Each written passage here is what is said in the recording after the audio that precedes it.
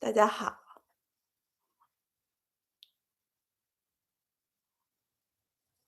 我在保持跟封面一样的姿势等人，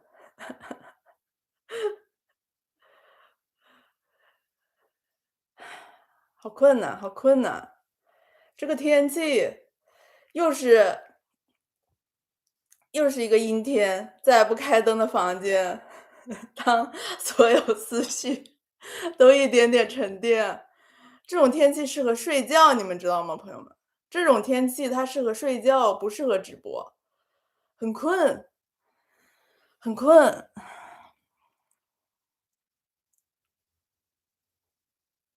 很困。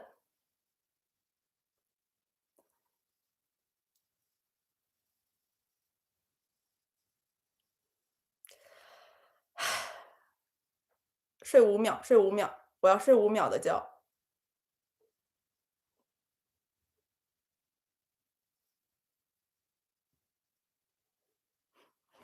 おはようございます。起床了。おはようございます。然后今天呢，延续一下上次直播的时候，今天不装修，今天不装修。看我后面的墙，看我后面的墙刷完了，怎么样？好看不？今天不装修，一大早就这么重口的故事，不重口，不重口，很有意思的，不重口。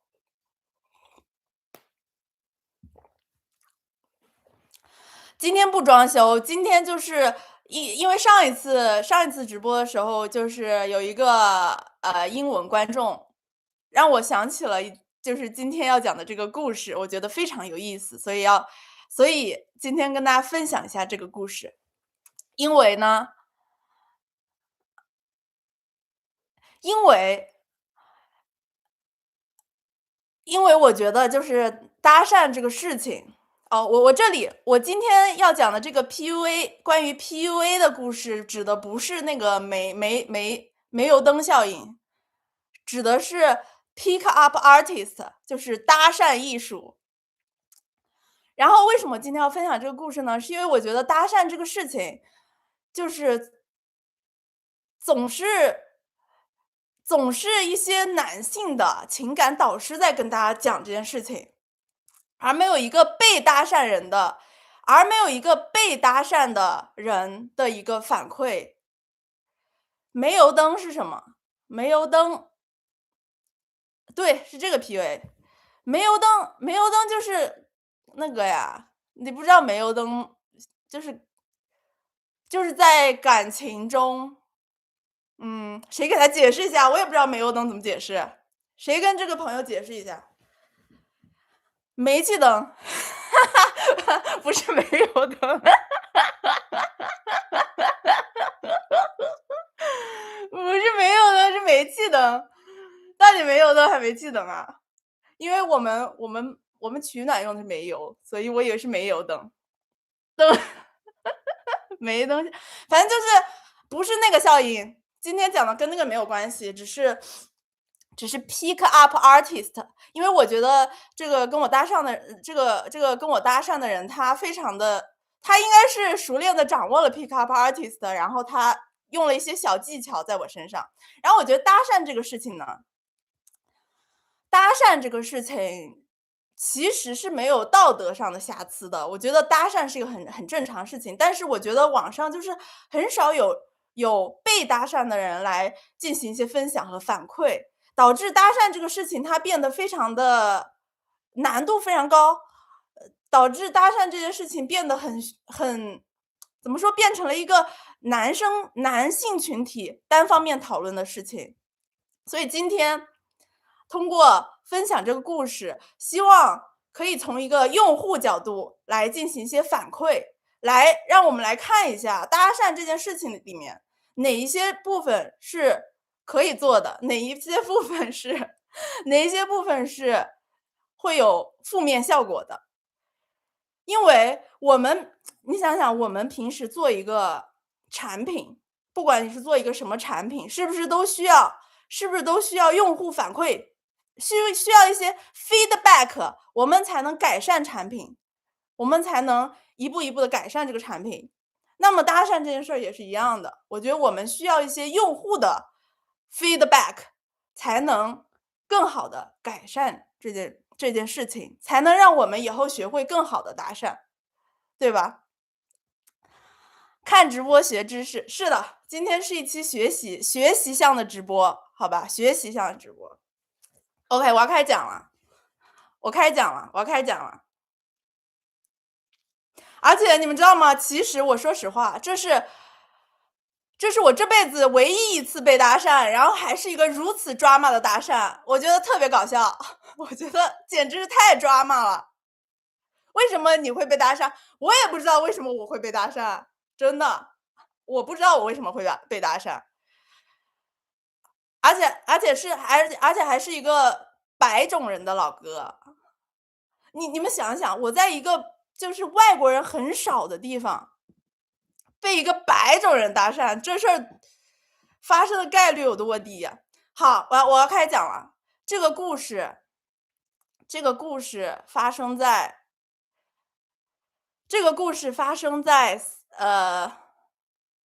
几年前啊，那时候我刚来日本读语言学校，2023年的冬天，2023年的1、2月份大概，那是一个漫天飞雪的日子。我坐在一个咖啡厅里面学习日文的 N2，我坐在一个咖啡厅里面学习日语的 N2，备考我马上要迎来的 JLPT N2 日语考试。然后呢，这个时候，等一下我喝口水啊。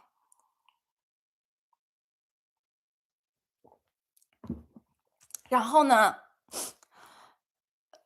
我在那里学习，记得很清楚。我昨天就是为了今天讲这个故事，我很努力的回忆了一下这件事情。我在那里学习啊，我在那里看着电脑上面的这个日语课，然后在那里学习。这个时候突然有个人走过来，走到了我的旁边，他说 "Excuse me"，他说英文啊，他说 "Excuse me"，他说我是第一次来到这个咖啡厅，请问一下这一家咖啡厅的咖啡好不好喝？然后我说，然后我抬头看了一下，我说好喝，然后这个人就走了。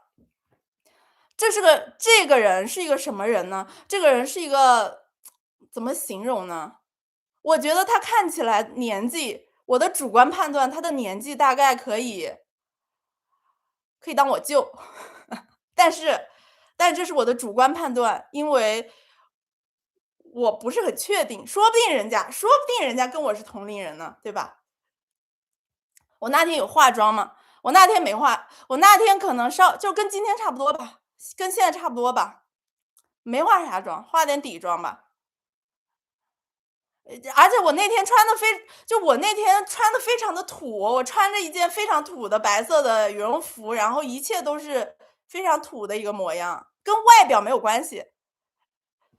大哥只是显老，对啊，有可能，就是我没有办法，我只能说从外表我感觉这个人他稍微比我大那么一轮儿，好吧。然后呢，他走了，我就觉得这是个路人。过了一会儿，我还没看几个字呢。我当天的学习任务其实非常的繁重，你们知道吗？我当天是准备要从课本的15页学到28页，啊，我根本就没有空。然后正当我准备进入学习状态，开始学习日语的时候，这人又来了。这人，不跟外表真没关系，老铁们，跟外表真没关系。主播根本不是什么美女，主播这辈子都没有被搭讪过，就那一次搭讪。如果说主播是真的天天被搭讪的话，那我就不会记这件事记这么久了，对吧？好，然后过了一会儿，我正准备要认真学习日语的时候，这人又来打扰我，他又来了，他说 "Excuse me"，然后我就这样看着他，他说请问一下这家咖啡厅哪一款咖啡最好喝？OK，我给你们形容一下，这是一个什么咖啡厅，好不好？这家咖啡厅不是那种精品的、非常时尚的咖啡厅，那是一个非常大众的，然后面积很大，里面全都是就是基本上全都是老太太、老爷爷在看报纸聊天，然后到处都是小孩，到处都是妈妈带着小孩，然后一个比较嘈杂的业余的咖啡厅。不是那种精品的氛围感咖啡厅，是一个很嘈杂的，你可以在里面随便说话的，然后不是那么时髦的咖啡厅。我是专门选了一个这样的咖啡厅在里面学习，因为我学习的时候有时候要念出声，我需要跟读，我要学习日语，我要跟读。啊，然后这个咖啡厅呢，它不卖那种什么现磨的精品咖啡，它卖的咖啡就是一个那种自动咖啡机，你们知道吗？自动咖啡机，然后它只卖2种咖啡，一个是 Blend，一个是 America，就是它只卖招牌咖啡和美式咖啡，而且这2个咖啡我都怀疑是一样的，因为都是咖啡机磨出来的咖啡。瑞幸、贝尔芬的差不多吧，差不多。所以这人第二次来问我，不会去问店员哦。所以这个人第2次来问我，对呀，我在想啊，他为什么不问店员，对吧？我一看，啊，来活了，这不是来活了吗？这不是来活了吗？在日本一样外国人，白人老哥以为比较好带入话，他又不知道我是外国人。你光看我脸，你怎么知道我是外国人还是日本人呢？他不知道我是外国人，OK，他不知道我是外国人，OK。然后他第二次来跟我问我这家咖啡店哪个咖啡好喝的时候，我就知道来活了。这人不是真的要问哪个咖啡好喝，这人是在用 Pick Up Artist 里面的一个招式。他看你在学日语，他看不见我在学日语，他看不到那么细，好吗？他看不见我在学日语，他从侧面来的，他怎么看得见我屏幕上是什么东西呢？这个叫什么？朋友们，这个叫什么？这个叫做假性求助，听说过吗？在搭讪里面，这个叫做假性求助。没学过，哎，有没有人了解 Pick Up Artist？你们不可能不了解呀，你们难道没有在网上看过情感导师教男生如何搭讪吗？有没有人学过的 Pick Up？有没有人了解的？不是你们不在网络上学习搭讪小知识吗？我我我不搭讪的，你不搭讪，你是西格玛男人吗？你是西格玛男人。你们知不知道 Pick Up Artist 里面有很多招式，知不知道？搭讪艺术家，你们怎么会不知道呢？连我都在这个网络上学习过呀，你们没有学习过吗？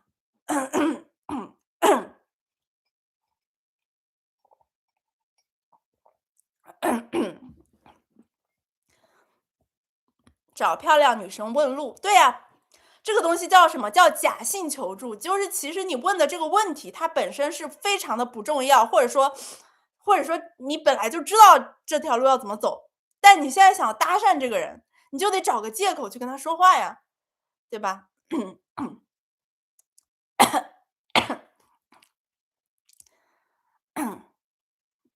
为什么要学习？不是，我们在网上看这些知识，包括煤油灯效应，包括这个 Pick Up Artist 的关于这些知识，我们是为了学习这些知识，我们要更了解这个世界上的各种知识而学习，而不是为了真正的搭讪。当然，万一哪天你遇到一个人，你想搭讪，你也可以运用这些小知识啊，学了总比没学好嘛。技多不压身，这叫什么？技多不压身，朋友们。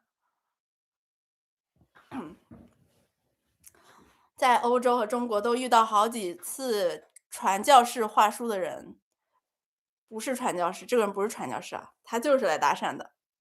好，好，假性求助。我先评价一下啊，我觉得假性求助其实是没有什么问题的，是一个比较正常的开场。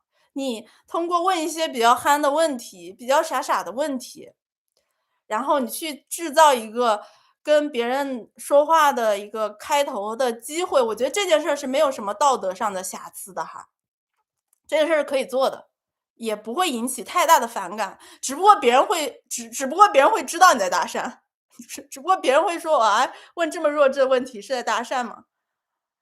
但是我觉得被知道搭讪也是个好事儿，你知道吗？如果你真的搭讪，然后别人就都不知道你在搭讪，那你说你搭讪干什么？你搭讪的时候是要用一些手段让对方知道你搭讪嘛。好，然后呢，他就问我什么咖啡好喝，我说我喝的是茶，我说我喝的是 tea。但是呢，如果你要喝咖啡，我觉得你可以喝这家店的阿美利卡咖啡，American 咖啡不错，反正都是咖啡机磨出来的，也没什么区别。但我说American 咖啡不错。好，然后这个人就去买咖啡了。那么我刚才说活儿来了，对吧？那他确实就是来跟我搭讪的，我绝对不是因为自恋，所以觉得人家是跟我搭讪的，是因为我敏锐。然后过了一会儿，他买好了咖啡，他端着一杯咖啡走过来，他说：“他这个叫什么？图穷而匕首见，图穷而匕首见。”他终于露出了他的真面目。他说：“你好。”我不知道英文怎么说啊，我听得懂英文，但是我没有办法复述。他说：“你好，如果你想跟我聊如果你想跟我聊天的话，我就坐在楼上。”那个咖啡厅有两层楼，那个咖啡厅有两层楼。然后他说：“你好，如果你想跟我聊天的话，我就在楼上哦。”他不是我这个语气，你知道吗？他还稍微有点那个啥，他觉得自己很 charming，我感觉他觉得自己很 charming。他说：“如果你想跟我聊天的话，我就坐在二楼哦，你可以上来找我聊天。”我说：“OK。”然后他就去二楼了，然后我就继续学习。我开始从18页学习我的日语 N2。我会去找他吗？请问朋友们，我会去找他吗？我当然不会去找他，因为我的学习任务很繁重，我要从18页学习到25页，我要开始学习了。然后呢，我就觉得你这样子搭讪，然后别人都不理你，你是不是应该放弃了？No，很自信啊，他很自信，他确实很自信啊，非常非常自信。然后我在那学习呢，正在学习呢，刚刚进入状态，刚刚进入状态，朋友们，这人从二楼下来了。当然我没有看到他从二楼下来的过程，因为我在学习。这人突然又来了，然后呢，刚才他是从左边跟我说话，因为我坐在这个一个很大桌子的最左边，然后他刚才从左边跟我说话，这次呢，他直接坐在了我的右边空的椅子上，他直接就坐下了。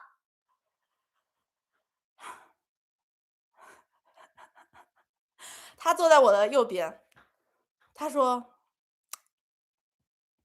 我还想跟你聊一下。”他说：“我还想跟你聊一下天。”你知道为什么我想跟你聊天吗？我说：“为啥呢？”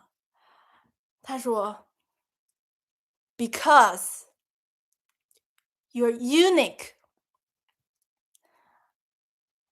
他说：“Because you're unique。”然后我就看着他，他说：“Do you know what is unique？” 哎，他说什么来他说：“Do you know what unique means？” 他说：“Do you know what？”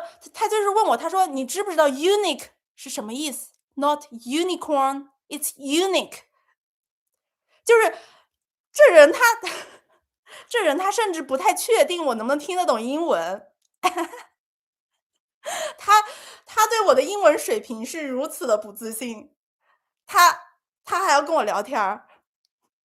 独一无二，对啊。然后我说 Yeah, I know something like special, right？然后他说 No, no, no, not special. Unique is not special. Unique is unique is let me think how to explain it to you. 然后我说够了，bro，我说 hold on hold on，够了，朋友，抓紧时间，我今天还要从18页学到25页，我可以陪你聊一会儿，好吧？但是你要快点儿，所以我说我真的知道 unique 是啥意思，你赶紧往 go on 往后说吧，说点别的。然后这哥就说，然后呢，你们想想，啊，其实你一开始不理他就可以，我没理他呀，一开始不是。一开始这个人过来问我这家店儿的咖啡好不好喝，我能不理他吗？一个外国人，在一个外国人很少的，全都是日本人的地方，他问你咖啡好不好喝，你能不理他吗？你不理他，他不就又觉得自己在日本受到什么歧视了吗？转头又到网上说他在日本受到歧视了。我最开始他问正常问题，我肯定会理他的呀。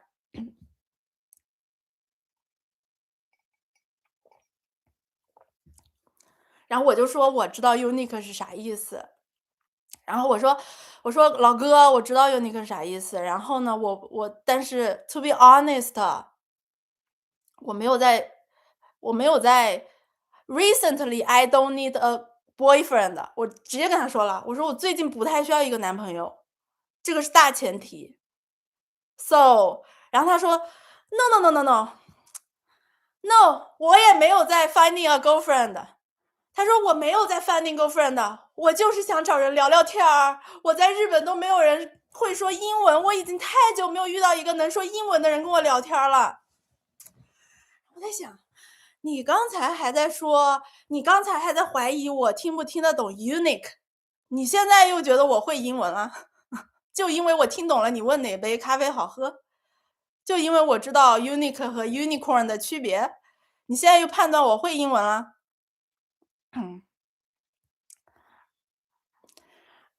然后呢，并且你想想，这个你一上来就说人家是独特的，这个是不是也是 PUA 里面的一个招式？你细品，你们细品一下，你们是真没学过 PUA 吗？这么厉害的技巧，你们不学习吗？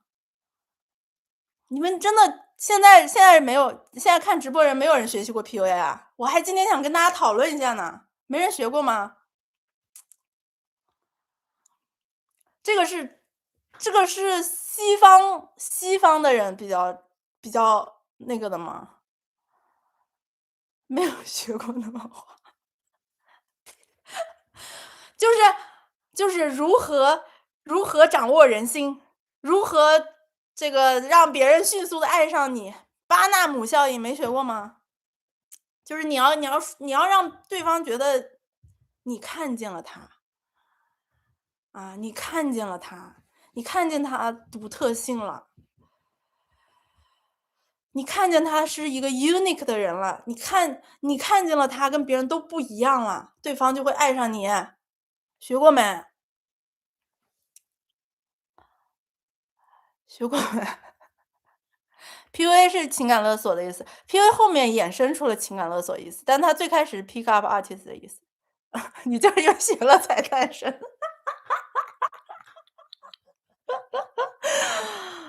可能是吧，我学习的知识太多太杂了。就是你们细品一下，这个人为什么他要上来说 you're unique， 他是不是学习过 PUA？ 谁？你说 unique 不怪吗？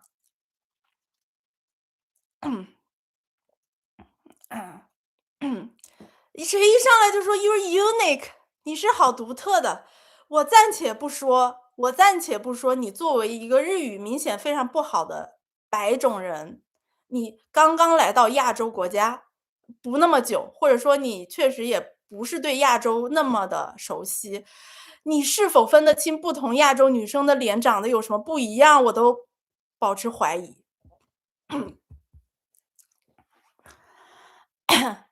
我真的很怀疑这个人，他甚至分不分得清两个亚洲女生长得有什么不一样。你怎么就进到一个咖啡厅里，看到我坐在那里，就觉得我 unique 的呢？这个 PUA 的 P 的太明显了，我说实话。这是老外的招，对呀对呀，就是老外的招。但是很不幸的是，主播也学习过老外的招，所以老外的招对我没用。这是老外的招，国外小心，国外小心是不是挺懂的？他不知道我是外国人，他不知道我是外国人。好，然后呢，我的判断是什么？为什么他会觉得我 unique，对吧？在这个咖啡厅里面，一整个咖啡厅吵吵闹闹，要不然就是带娃的宝妈，要不然就是比较头细微的、比较年长的人在那里看报纸、喝咖啡、聊天儿。那么我 unique 在哪里？我 unique 就 unique 在我独自一人，我没有带孩子，我没有带上我的二娃，我没有带着我的二娃，我独自一人坐在角落里面学习，适龄的独自一人在角落里学习的一个看起来有些 nerdy 的疑似日本人的女青年，而且我还戴着黑框眼镜，对吧？就是看起来非常 nerd。看起来就是这个纯书呆子在那里学习，戴着黑框眼镜，没有化妆，然后还扎着头发，就是发型大概这样。那天发型就这样，就非常非常非常典型的一个独角兽，非常典型一个 unicorn，非常典型的一个 nerd，对吧？What a what a unique target, what a perfect target，对吧？说不定是 nerd 控。哎，你知道吗？你知道吗？其实还有一个说法，我昨天还搜了一下，为什么有些人会觉得 nerd 好下手，就是因为几米。是的，对对对对对，我也觉得，我也觉得就是因为我几米，我又几米，然后我看起来又不是我夸自己啊，就是当我这样子打扮的时候，大家确实会觉得我是一个学龄的人。日本黑框多吗？不多，很少。日本很少，日本的年轻女性很少戴眼镜的，都是戴隐形眼镜的。我昨天查了一下，为什么有些人觉得 nerd 好下手啊？因为一些想 PUA 的人会认为 nerd 社交经验相对较少，异性缘不多，被关注的机会少，自我价值感可能偏低，然后更容易因为被需要、被认可而投入感情。我昨天查的，你们觉得他说的对吗？你们觉得他说的对吗？我觉得他说的挺有道理的，所以我觉得这个人他来跟我搭讪，根本就不是因为我 unique，是因为我在现场看起来是最好搭讪的一个人，感觉比较不会拒绝人。他感觉对了，因为我确实不会拒绝，因为我是纯看戏的，我表面上不拒绝，其实我看戏。然后呢，好，然后我就跟他说了，就是我说，因为我就是一个外国人在那里，他话都说到这里了，他说我不是来找女朋友的，我只是太 lonely 了，我太久没有跟会英语的人聊天了，这里的日本人他们都不会英语，所以我想找人聊聊天。然后我就说 OK，那你既然是这样的话，聊天也可以跟你聊一下，但是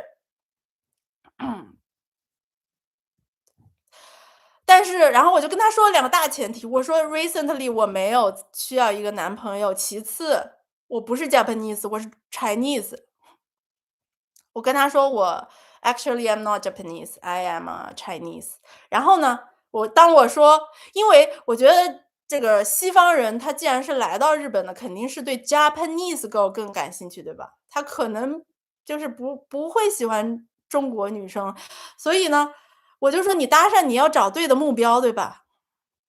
如果说你搭讪还搭讪到了一个错误的目标，这也不太对吧？然后呢，我就跟他说了这两个大前提。首先没机会，其次我是 Chinese，如果你还想聊的话，你可以聊两句，好吧？陪你聊两句。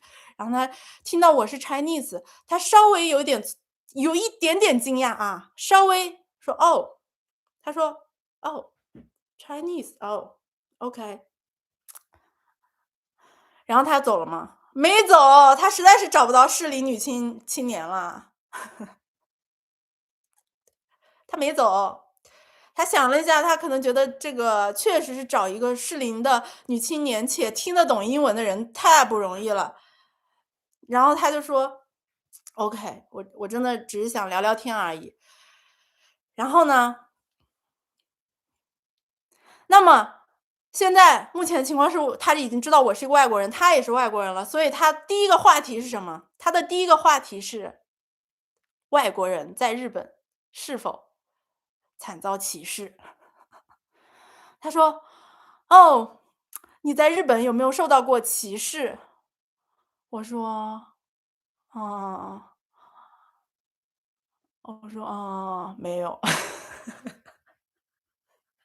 这天儿聊不下去，我说："没有太受到过歧视。"然后他说："哦，我受到过歧视，我受到过很多的歧视。"他说："我受到过很多的歧视。"我说："哦，那太可怜了，你受到了什么歧视呀？"哇，话题太重了。对呀，就是一上来就这么沉重的话题，我真顶不住了，我真顶不住了。他不会日语，外国人认为的歧视，日本人不说英文配合他，kind of，kind of。然后我就说："哦，那太糟了，你受到什么歧视了？"他说他说他说他经常在日本受到歧视，比方说他走入一个餐厅，然后那个餐厅里的日本人都像看怪物一样，露出了恐怖的眼神，这样子看着他。然后我说："And？"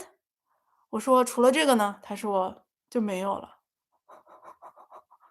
我说："哦。"我说："嗯，那确实是不太好，但是你知道吗？就是有时候日本人他那个眼神，他只是因为这个地区的这个外国人比较少，尤其是这种白种的外国人比较少，他们可能没见过。就是他可能稍微有点儿哈兹卡西，我说 Japanese is shy，Japanese 一般比较 shy，他们看到外国人会比较害羞，然后可能会有点恐慌，但是他们其实可能没有恶意，我帮日本人说话，知道吧？我帮日本人说话的。因为我觉得大部分我是真觉得这不算太重的歧视吧，其实真没有什么恶意，其实真没有什么恶意。然后他说就是他跟有些日本人说话的时候，日本人就会说："哦，no no no no English no English。"然后我说就是哎呀，这个确实是 I feel sorry for you, but Japanese 其实没那么大的恶意。然后他就发现我不同意他的观点，我这个跟他这个歧视的话题我聊不下去，我跟他跟我聊不下去了，因为他发现我完全没有他作为一个外国人在日本的那种被歧视的感同身受，然后一起骂日本人歧视的那种感觉，我跟他一起骂不了。然后呢然后呢，就转换话题啊，他发现这个话题聊不下去了，然后就转换话题。他说他说：“你去过哪里旅游？你去过哪些地方旅游？”我说：“啊，我没去过什么地方，我几乎都在亚洲，such as Japan, of course, and 对吧？Thailand，然后most part of China，然后我说还有 and，然后他就打断我，他说：“你知道我去过多少地方旅游吗？你知道我去过多少国家吗？”然后我说啊，我说你去过多少国家呀？他说我去过什么什么国家，我去过什么什么国家，我去过什么国家啊，自信来了，自信来了。然后我说哇哦，你就是其实我不太理解为什么你搭讪的时候要跟别人炫耀你去过很多国家。Bro，你现在是在搭讪。哦，OK，他现在不是在搭讪，他在闲聊，他在那个 small talk。因为我就觉得你跟别人闲聊，你干嘛突然跟人家炫耀起你去过很多国家？OK，你去过很多国家，你很有钱，你很有时间，然后呢？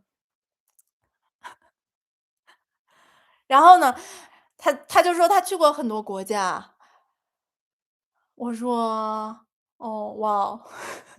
然后他发现他说他去过很多国家，我也没有什么兴趣。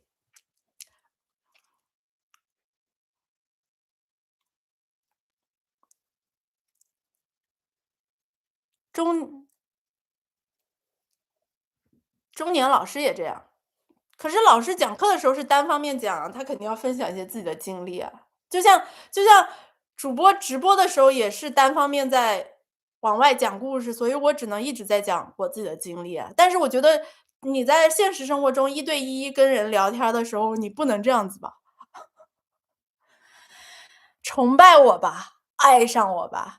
是这样的，是这样的。我感觉他说这个就是为了让我崇拜他，但是我不是很理解你为啥就是跟我炫耀你去过很多国家，我就会崇拜你呢？我崇拜啥？就是有啥可崇拜的？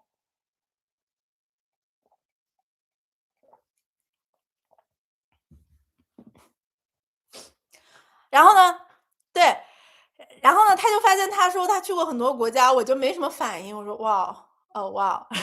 然后他就转哪儿呢？转哪儿呢？他很惊讶你没兴趣。对对对啊，他就是很惊讶我没有兴趣。因为他可能觉得我看起来没见过什么世面，然后我应该对他去过很多国家这件事情非常感兴趣，没想到我完全不感兴趣。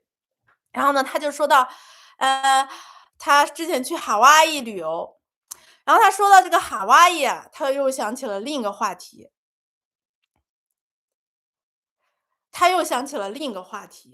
那就是他前女友的话题。吃方面，没有，他没跟我聊吃方面，他想起了前女友的话题。他开始疯狂的跟我讲他前女友的坏话。我觉得 which is 这场搭讪里面最差的一个环节。我认为就是任何人在搭讪的时候，或者说任何人在任何时候，你都不应该讲你前任的坏话，你知道吗？聊的还蛮多。哎呀，聊的老多了，不然我咋会直播说呢？我今天能唠2个小时这场聊天，因为他浪费了我很长时间。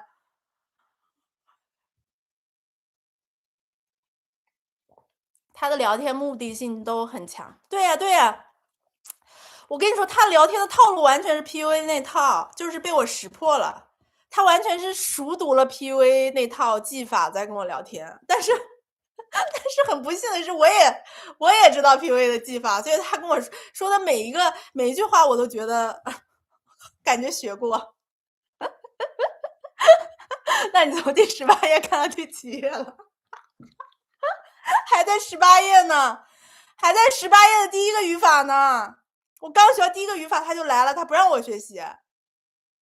他在一个女生面前讲另一个女生的坏话，对，他就说：“你知道吗？我之前去夏威夷，你知道吗？我之前去夏威夷旅游啊，我给我的前女友买了一条连衣裙，买了一条夏威夷的连衣裙。但是我带回去之后，她一点都不喜欢。我前女友一点都不喜欢我从夏威夷精心给她挑选的连衣裙。”他说这个女人她只喜欢带牌子货，她只喜欢牌子货，她喜欢有牌子的衣服，她一点都不喜欢这种精心挑选的连衣裙。我说有，我说我说那确实是不太好，但是有没有可能她不是喜欢牌子货，有可能就是你挑的那条连衣裙不在她的审美点上呢？我说人家就可能喜欢素雅的，你给人家带了一条夏威夷花里胡哨的连衣裙，说不定人家就是单纯不喜欢呢。然后他说：“那如果是你的话，他说那如果是你的话，你男朋友精心为你挑选了一件你不太喜欢的礼物，你会怎么样？”我说：“我会说 thank you，然后接受它，然后假装很喜欢。”他说：“你看，对吧？你这样的做才是对的。”他说：“你这样才是对的。”我前女友就是很不好，她嫌弃我给她买的东西。我说：“也没有吧。”我说：“人家就是不喜欢就不喜欢呗，这有什么很重要的吗？”他说：“那如果是你的话，你希望你男朋友出去旅游给你带什么礼物？”我说：“可能会希望他给我带一个新的 Switch 吧。”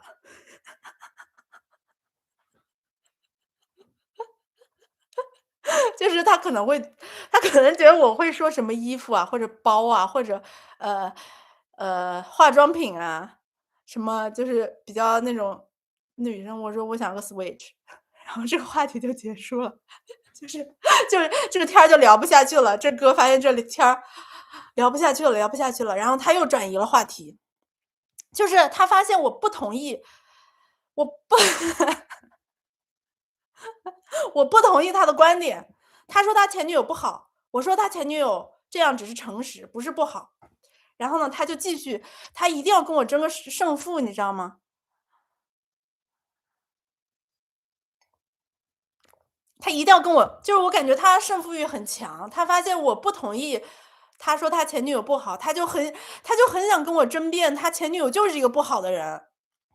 紧接着他又开始跟我讲他前女友的坏话，而且这次他为了讲他前女友是一个不好的人，他为了讲他前女友是个不好的人，他还做了一个很长的铺垫。他做了一个很长的铺垫。他首先跟我讲，他首先跟我从他的童年啊，讲起了他的悲惨身世。从童年开始讲啊，朋友们，从他的童年开始讲他的悲惨身世啊。那么讲悲惨身世，讲他的生活的悲惨，这是不是 PUA 的一个技巧？朋友们，有没有懂 PUA 的？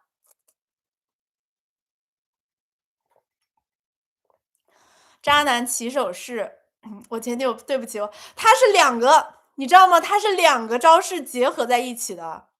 他说前女友对不起他，前女友不爱他和这个他的悲惨身世，他这两个是交叉混合双打。对，开始讲他创伤了，开始展示脆弱了。开始展示脆弱了，开始讲创伤了。所以他有请你喝咖啡吗？没有，他连杯咖啡都没有请我喝呀。他掰。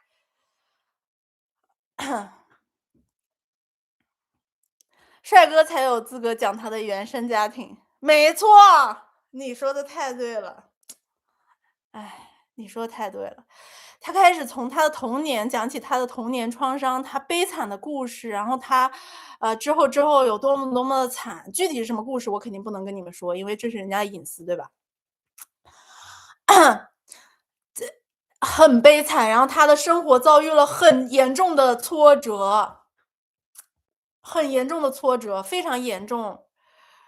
然后呢，但是当他遭遇了这么严重的挫折，他的心如一团乱麻。然后有一天他在上班，由于他生活遭受了一些很严重的挫折，所以他那段时间没有空管他的前女友，他没有空去跟他的前女友聊天，或者经常的联系。当时你有翻白眼吗？没有呀，没有没有没有没有，我态度很好的，我态度跟现在一样好。稍微比现在要稍微冷漠一点儿，因为我不想让他聊太久。我大概就是这个态度，但是我又没有翻白眼。他说他经历了很挫折，然后他非常没有精力、没有精神，他非常的抑郁、郁闷那段时间，然后他没有空跟他的前女友联络感情，没有空照顾他前女友的情绪。然后有一天他在上班的时候，不能说这么仔细，涉及到别人隐私了。然后他前女友呢，就非常不理解他的痛苦，他的抑郁。他前女友认为，他在他最痛苦的时间也应该关爱自己的感受，他一直不理自己，是不是因为他出轨了？他前女友就以为他出轨了，但其实是因为他的生活太大的挫折、太大的苦痛，所以他没有空理他前女友。然后他前女友就做了一系列十分激烈的、十分过激的事情来试图挽回他的心，即使他没有出轨，即使他真的是因为他生活太痛苦了，但他前女友不理解他，他前女友觉得他出轨了，不爱自己了，所以他前女友做了一系列过激的事情，一系列影响他生活工作的事情，想要挽回他的心。一种套路感。对呀，这是 PUA 经典套路呀。PUA 经典套路，我就是说这个人他在跟我用套路，他以为我不知道，没想到我啥都知道。但是我说实话，就是我个人是觉得有一些社交套路用一用也没关系，没什么。我觉得是在社交中用一些套路是没有关系的，但是你要看你的目的就是要看目的和这个套路的过程。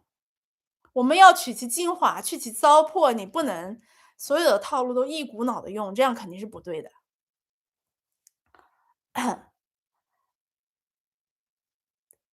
我讲到哪儿了？哦，然后他给我讲他前女友因为就是这个时间段对他做的一系列非常过激的行为，然后这一系列的故事，你们知道吗？I have to say kind of 性骚扰了，因为他讲的这个故事的尺度实在是太大了。你们知道这个故事的尺度有多大吗？尺度之大，我在这个故事中学习到了一个新的词语，一个新的英文词语。我有落下同情的眼泪吗？那你说呢？你说我有没有落下同情的眼泪？过激，尺度非常大。我在这里面学到了一个词语，这个词语他说出来的时候，我以为他在说那个洗衣服 laundry，但其实不是 laundry，是一个跟 laundry 听起来非常相似的词语，性感的内衣。我不知道怎么拼写，但是读起来是跟 laundry 好像读 laundry 还是什么，跟性感内衣是有很像的一个发音。但这个不是一个，就是我只说 kind of 性骚扰，因为这个故事非常的，对对对对对对，咋读呀？就这个词语是我在这场对话中学习到的一个新词语 l a u n d r y 学习到你们可想而知，他给我讲的这个故事涉及到的故事情节是多么的尺度大吧。我认为你跟一个亚洲女生刚刚开始说话，一个明显年纪比你小很多的，当然可能她不觉得，第一次大家聊天儿，你就跟人家说尺度这么大的故事，是不是有点性骚扰了啊？是不是有点性骚扰了，朋友们？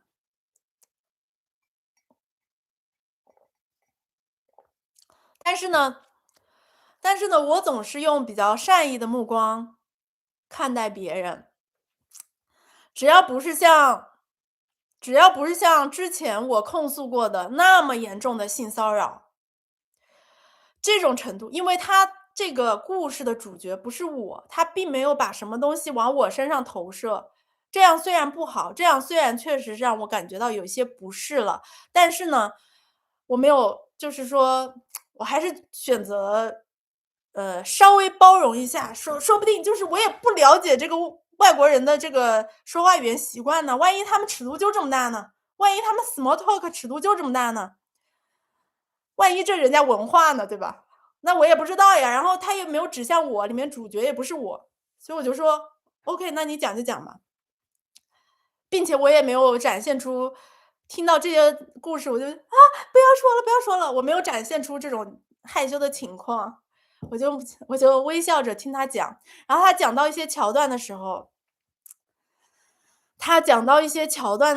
呢，就是比较露骨的一些词语，他还要很小声的跟我讲，他说什么什么，哎，你知道吗？当时我前女友怎么怎么样，怎么怎么样。我说 chill bro，我说 chill，nobody knows English here。我说 loud，我说你如果要小声讲，你应该是你自己觉得你讲这话不合时宜，对不对？如果说你跟一个女生讲某些话，你自己都觉得你应该小声一点讲，不应该被其他人听到的话，那你这话是不是就不应该跟人讲啊？你自己都不敢大声的把这个话说出来，啊，你却要跟我讲你是什么心态，你什么目的？当然他可能真的就是想倾诉一下啊，那然后呢，我就说这儿的人全都听不懂英语，你可以大声讲。我说你不要这么小声，大声讲，啊，要讲就大声讲，不要害羞。包括说实话，有时候就是有时候在网上的时候，有些男的留言，我们举个具体的例子，比方说，我之前有一期视频的评论区底下有人给我留言说腿好白，那你说这句话能叫性骚扰吗？你们觉得说我腿好白算不算性骚扰？嗯，确实是老头儿，看样子，这这我主观判断他是老头儿啊，不是老头，就是比我大一倍，比我大至少十几岁往上，我觉得，但是我不能，这是我主观臆断。你觉得说我腿白，这算不算性骚扰？你觉得不舒服就是，对，就是我们当然可以说你觉得不舒服就是，但是很多时候有些人他真的不觉得这是性骚扰，包括呃现实生活中，之前我跟现实生活中的一个男的说，我问他你认为在网上有人说某一个女生腿好白，这算不算性骚扰？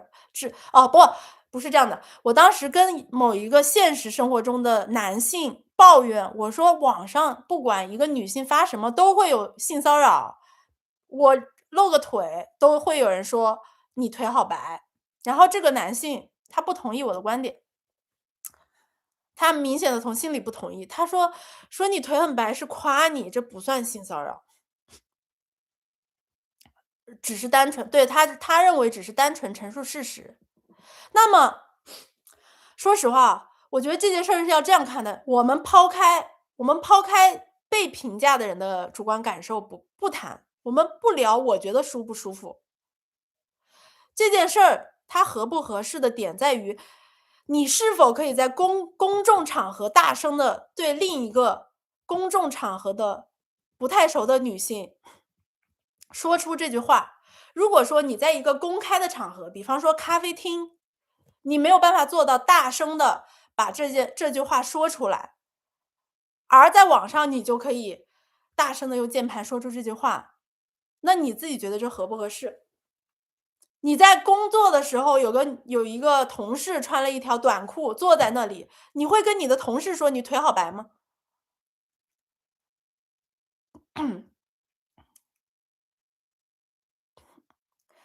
没有人在公共场合会大声的评价一个女生腿好白吧，对吧？对呀，是看交情的呀，所以我说的是公众场合和不太熟的人。如果我特别特别好的男性朋友，有的时候他们看到我腿，确实是觉得我腿白，客观的描述确实不是性骚扰呀，就是看交情啊。那如果说你这句话跟交情非常浅的人，在公众场合是没有办法说出口的，那么你在网上说这句话，就是不合时宜的，就是一定程度的骚扰。我觉得如果说大家是一个比较有道德感的男性，但是你们确实又判断不了什么程度的话，对方会感觉到不舒服，是可以用这个方式来判断的，就是你在公众场合是否能跟一个交情比较浅的人，大声的讲出这句话，你会不会觉得哈兹卡西？如果说你在公众场合都没有办法大声讲出这句话的话，那你在网上也不要讲。包括你在网上给主播留言说什么老婆之类的，主播如果是我老婆就好了之类的，这种话你是否能大声的在公众场合讲出来？你不感觉到脸上没有光彩，你不感觉到害羞。你如果说你真的在公众场合能大声的说出这句话，OK，那你就在网上说，你懂吗？这件事儿我们抛开被评价的人的感受不谈，我只针对实施这个行为的人来说，你们如果说自己对自己有一定的道德约束的话，是可以通过这种方式来判断的。大声说人家腿粗的人的，那不是性骚扰，那是会挨拳头的，知道不？那是会直接打到你脸上。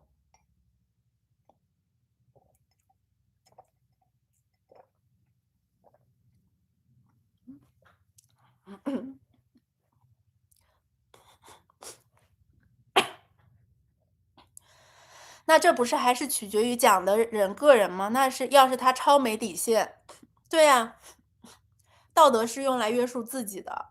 我一直觉得道德是约束自己的，我们其实不太有办法控制和改变其他人，不是吗？道德是约束自己的。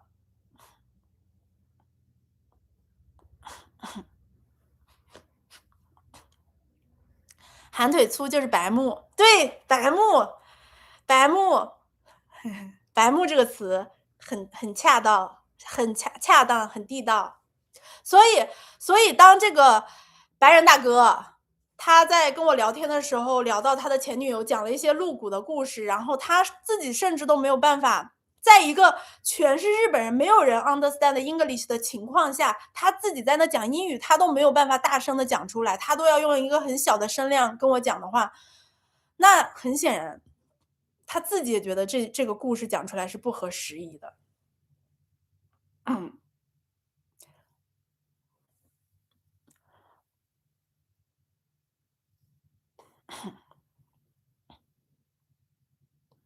对吧？他自己也觉得这个事情不合时宜，然后他还要跟我讲，那就说明什么？他并不尊重我。就是当然我没有要求所有人都尊重我，我一直都觉得别人是不可改变的，你只能约束自己，别人尊不尊重你是别人的事情。但是这是一个你主动找我搭讪的场合，不是吗？你主动来找我聊天啊，你主动找我聊天，我花费我的时间在这里听你讲这些故事，然后你还把我摆在一个不是那么尊重的地位上跟我讲啊，你觉得我感受不出来这件事情吗？西方难道不应该比我们亚洲更讲究男女的一个互相尊重吗？啊，这位白人老哥。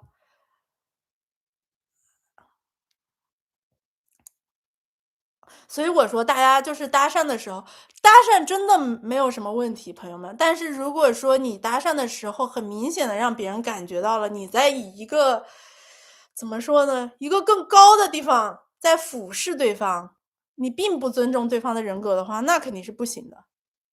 而且可能你觉得对方看起来像个学生仔，像个学生妹，然后，这样子听你讲，然后有时候还应你几声，那有可能他心里已经就是骂了你10000遍了，只是他表面上在那听，在那看戏。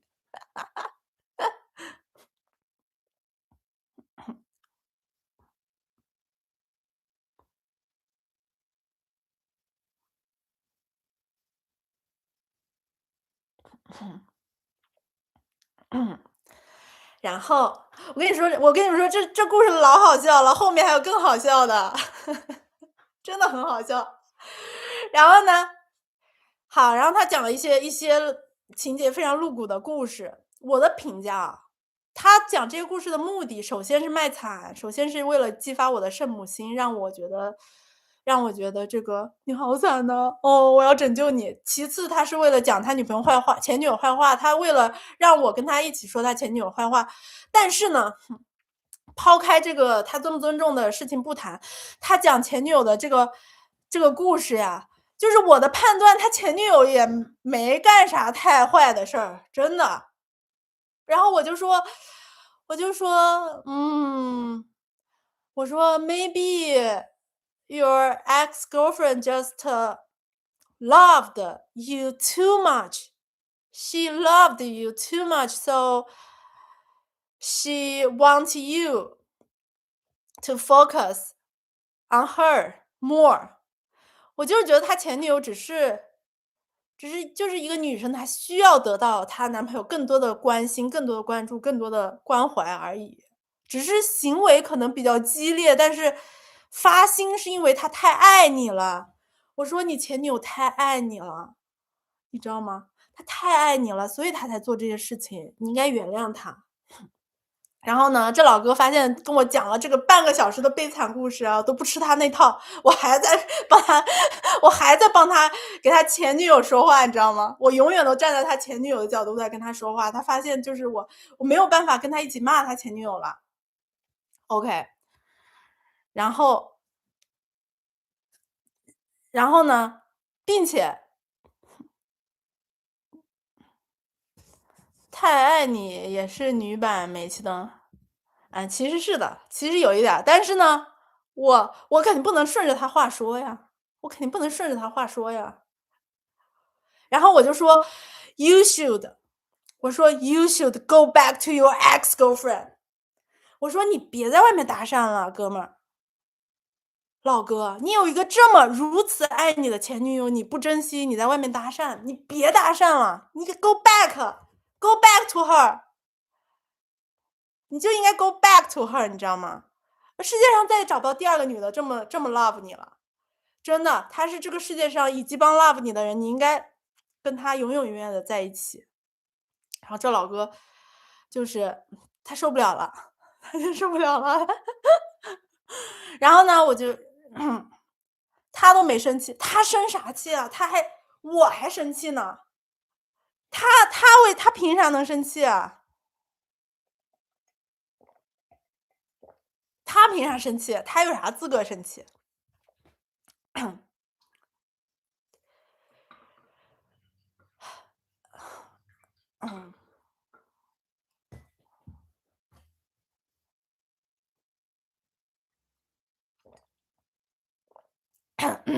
然后呢，然后我就不想听他在那说他前女友坏话了。然后呢，说的这些东西又很，哦，对对对，还有一件事，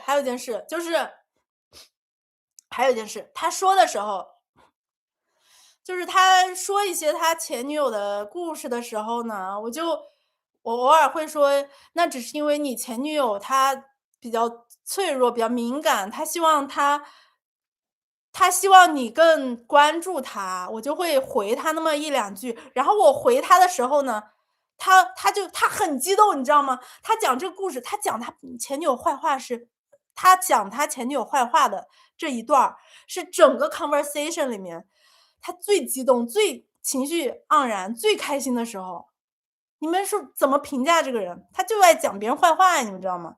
然后他讲一些坏话，然后我给他了一些反馈，我评价了一下，我说这个女生只是太爱你了，太希望你的这个注意力在她身上，然后他很激动，他觉得然后他说 Yes, you're right，然后他用2个手这样子捶我这里，你知道吗？这样他超开心，他超开心。然后并且我觉得我说的话也没有让他更开心，我又没跟他一起说他前女友坏话。我只是评价了一下，然后他超激动，他发现我就是回复了他这样 "Yes, you're right"，他捶了我一下。我说 "Hold on"，我说 "Hold on, hold on, hold on"。这是 PUA 里面哪个招式，朋友们？这是 Pick Up Artist 里面的哪个招式？抽查，抽查，抽查，抽查。我给了他情绪价值，我不是故意给的。我觉得这人好像我说个词儿，他都觉得有情绪价值。可是我的真实目的是反对他的观点。他对我动手，他捶了一下，但是又有点就是这算不上性骚扰，因为捶的是肩膀。故意制造肢体接触的机会，没错，答对了，这位同学，Allen 谢答对了，你答对了。这不是一个，就是我对他的回应，我对他的回应根本就不是一个跟他立场相同的回应，我根本就没有在附和他，我的回应也没有在赞同他的观点，只不过就是我偶尔说了一句话，他要使用这个机会来跟我进行一个肢体接触，啊。这个不经意的肢体接触啊，这个也是 Pick Up Artist 里面的一个招式，对不对？西方人好像美国人时常他哪个国家的人我不讲啊，我不说他是哪个国家人，你们不要乱猜啊，不要乱猜啊，有可能不是美国人啊，我说一下啊，不要乱猜啊，不要乱猜啊，乱猜不好。不经意的肢体接触想要搞点肢体接触，然后增加好感，是不是 ？PUA 招式又被我识破了。这个招式，我觉得大家如果在搭讪女生的时候，如果你不要用，不要用，不要用这个招式，朋友们，这个是非常非常不好的。别听那些网上情感导师跟你们说这个要不经意的肢体接触女生，人家就会跟，千万不要，非常糟糕，非常不好。在日本这样肢体接触，不是在日本，你在哪个国家？全地球都是这样啊！别肢体接触绝对不要，好不好，朋友们？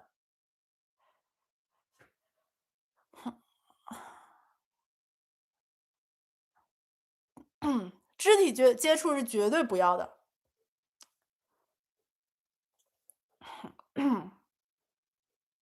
肢体接触是绝对不要的。搭讪你就好好聊天，就好好聊天，不要乱搞肢体接触，这些都是骗人的。肢体接触会让别人对你好感度降低120%，直接好感度降低120%。有些老外不排斥这样，你不是，这跟国家没有关系，好不好？你要看什么场合呀？你在跟一个年纪明显比你年轻的女性搭讪，肯定在意啊，这绝对跟国籍没有关系，跟国家没有关系，好不好？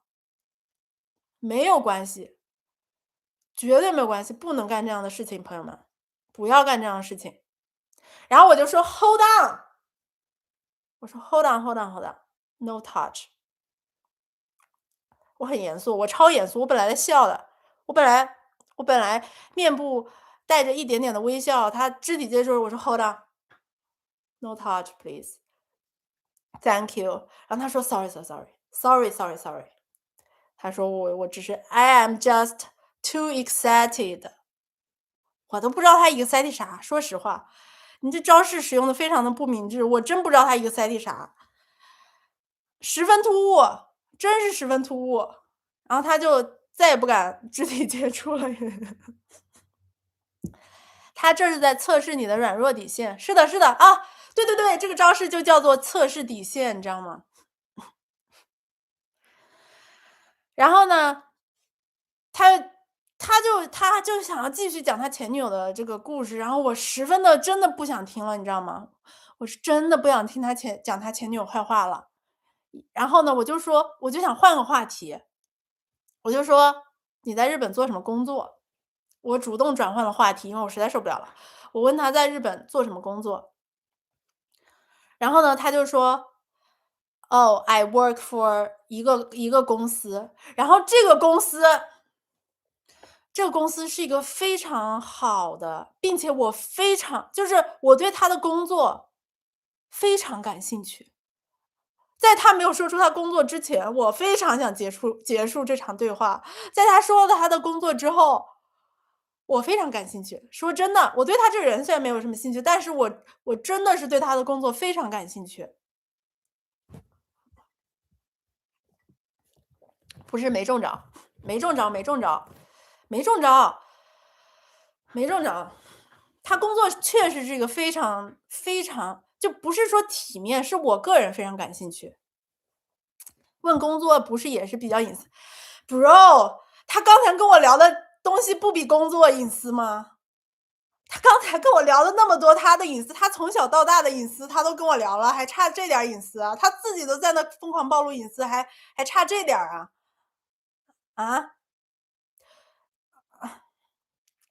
我说你干啥工作呢？在这，然后他说我干什么什么工作，然后你们知道我对他这个工作的感兴趣程度是多么的感兴趣吗？就是他一说他工作，我这个反应就是我不是刻意的要表演什么，是我就是一听他工作，我惊呆了，我惊呆了，真的是一个我非常非常感兴趣的工作。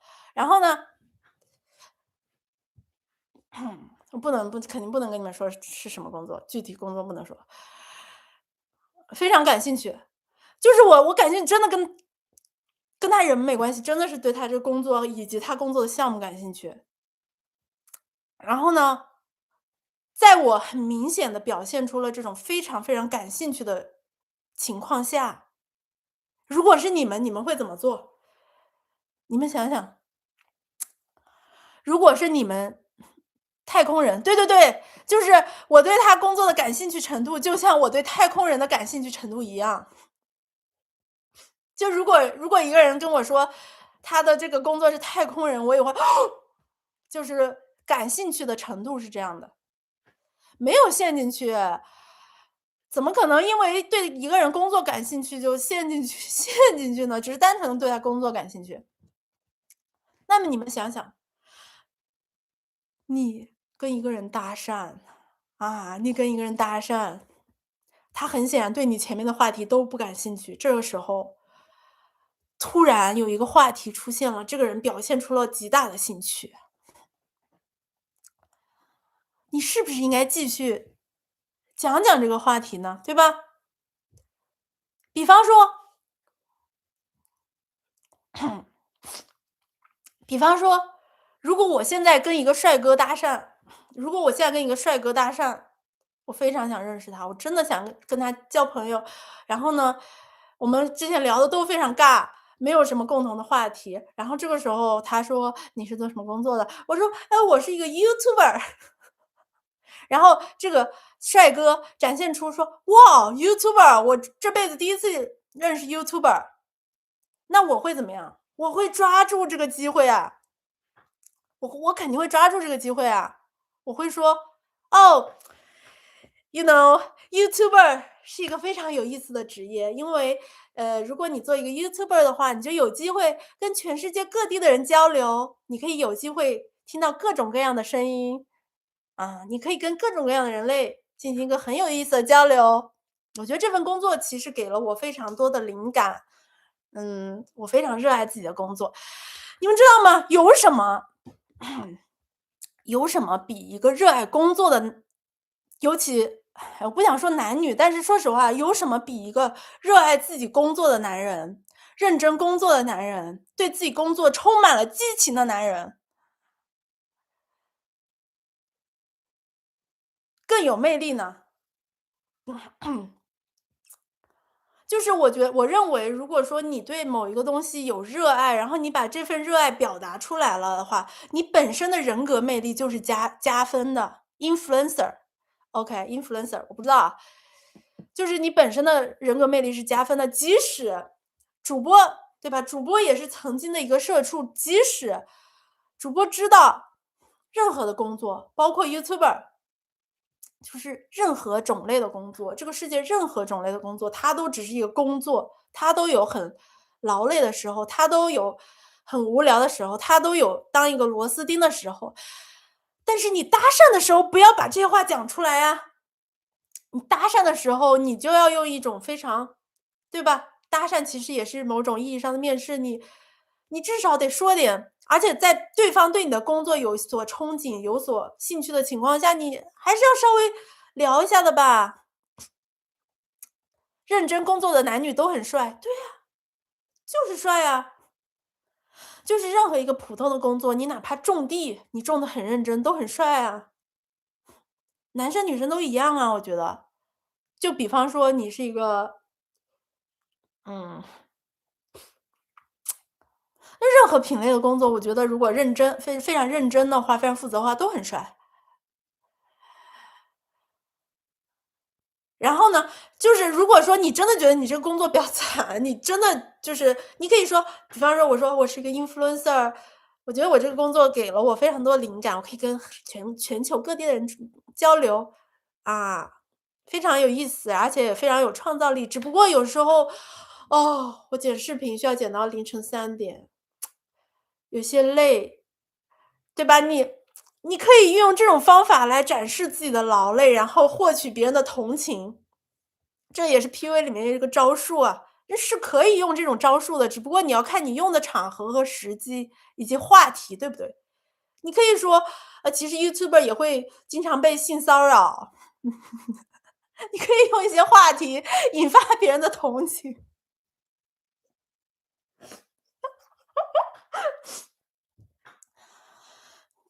就是你可以真实的表达，但是呢，你知道吗？这个哥们儿他很显然就是不想跟我聊他的工作，他显然是一个非常就是他对自己的工作已经他的工作在我看来是一个非常有魅力的工作。当然我知道工作本身都是工作，都是螺丝钉，即使这个项目再有魅力，他在这个项目里面也是一个螺丝钉。但是你能不能你装也装一下，你跟我装一下呀，我就想听点理想化的东西，你给我装一下。他装都不装，他说：“哎呀。”他说：“对，我的工作就是啥啥啥。”然后他就不讲了，他就不讲他的工作内容了。当然也有可能是他这个工作有保密协议啊，因为他这个公司确实是比较保密的那种工作，他也不能多讲。但是你可以就是笼统的，你给我抒发一下，就是像讲童话故事一样，我都对你工作这么感兴趣，你给我讲讲咋了？他不讲，你知道他给我讲什么吗？你们知道他跟我讲什么吗？他跟我讲，你别太崇拜这个公司啦，你别太崇拜这个公司了。你知道这个公司里的高层的日本人有多坏吗？我说啊，我说啊，我说有多坏呀？他说这个公司里的高层日本人都有好几个老婆，他们都是坏人。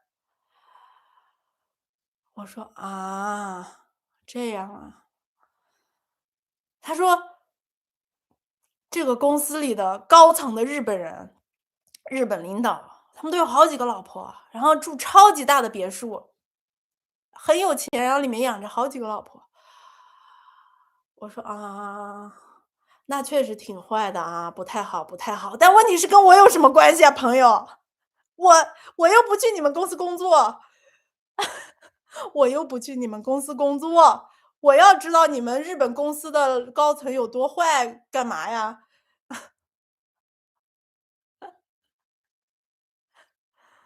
对呀，他又要找我一起骂人。我就想听听他的工作，他不给我讲，他又开始讲人坏话了。你说这人多负面呀！搭讪的时候不要太负面了，朋友们。啊，虽然说我们不能就是总是撒谎，但你就是生活总有好的和坏的部分，你不能跟一个刚认识的人就老讲坏的那部分呢，这可能是真的，是可能是真的呀，确实是可能是真的呀。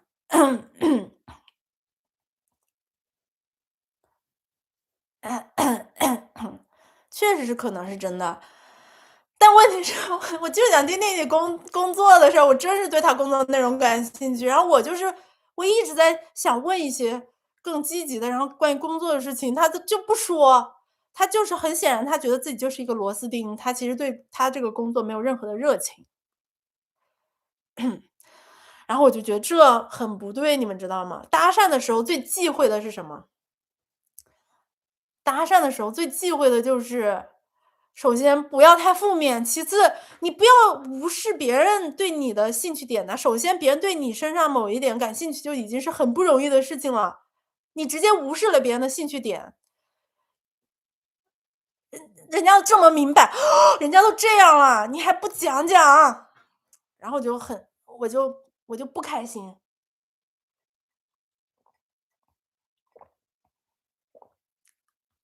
等一下，我去上个厕所，我去上个厕所，水喝多了，上个厕所。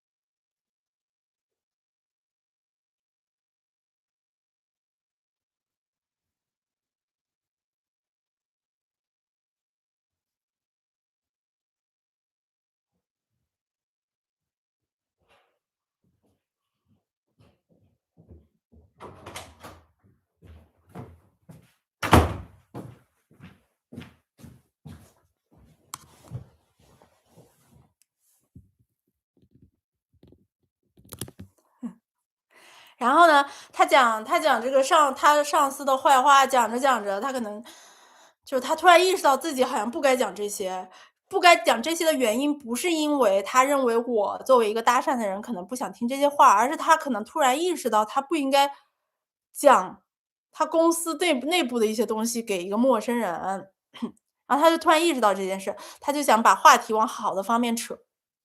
他说哦，不过这个公司其实蛮好的，你知道吗？我每个月的工资是多少多少钱，他们给我一个免费的 apartment，给我一个免费的车开。然后他说："你知道我年薪是多少多少吗？"我说："多少？"然后他就告诉我了他的年薪，很显然他觉得他年薪非常的高，但是确实还可以吧，还可以，在日本算还可以。然后他就给我炫耀他的年薪，然后我真是一时半会儿我不知道要怎么回复这句话了。炫富了，主要但也没有那么高吧，就是只能说在日本还算可以，但是其实也没有那么高。然后呢，他就开始炫富了，他开始炫富了，我也不知道何意味。然后我说："哦。我说："哦，你们公司挺好的。"又开始自信了。对呀，就是他真的很自信。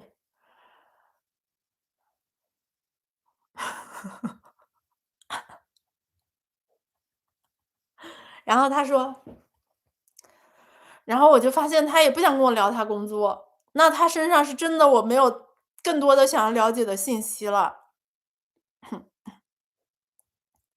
我真的对他真的已经完全没有兴趣了，并且你们记不记得我今天来咖啡馆是做什么的？我今天是来咖啡馆学习的，我是一个 nerd，我要好好学习。我今天学习任务非常的繁重，我要从第18页学到25页。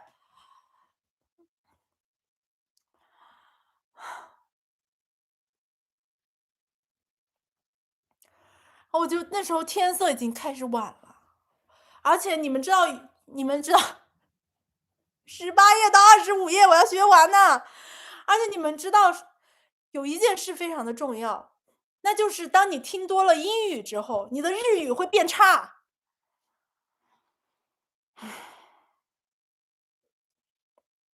那你有跟他分享你的 YouTube 频道吗？没有啊，我那时候不是 YouTuber 啊，我那时候还没有一个 YouTube 频道，我那时候专心100%全心全意的在学习。共8页，我是一个书呆子，我要学习，我不能再跟他在那瞎聊了，而且他又不跟我讲我感兴趣的部分。然后我就说 OK，我说老哥，其实呢，我真的最近没有再要找一个男朋友，所以呢，要不然我们的对话就结束在这儿吧。老哥说什么？老哥不想结束。老哥说：“你怎么会不需要一个男朋友呢？”我说：“最近有点忙，最近有点忙。”然后他说：“你知道吗？” getting，他说他怎么说的？我忘记他原话怎么说。他说 getting into a relationship，他说一个 good relationship 可以 help you finding yourself, knowing yourself，对吧？他说一个好的关系可以让你更了解自己，可以让你更了解到自己想要什么，它可以这个提升你自己，对你有好处的。你难道不想要周末的时候跟你男朋友一起玩吗？对吧？会对你的这个自己的提升有好处。他想纠正我不想要一个男朋友的这件事情。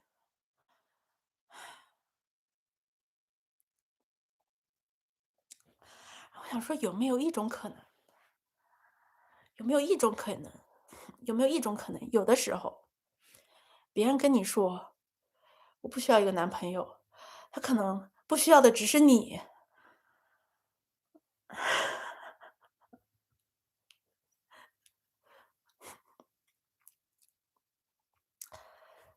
一直注意到我衣服，我衣服很厚的，我衣服甚至是裹毛的、加绒的，超冷。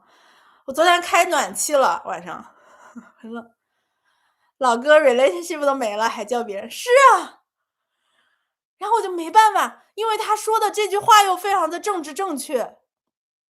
他我那时候还没有已婚二娃，我那时候还没有已婚二娃，我那时候还没有想到已婚二娃呢。然后，但是他说的这句话又十分的政治正确，我没有办法从道理方面反驳他，因为一段好的 relationship，它就是能帮助你 find yourself，它就是能帮助你找到人生的方向，不是吗？我没有办法反驳他，所以我说 OK OK，老哥，to be honest，大哥哥大哥哥，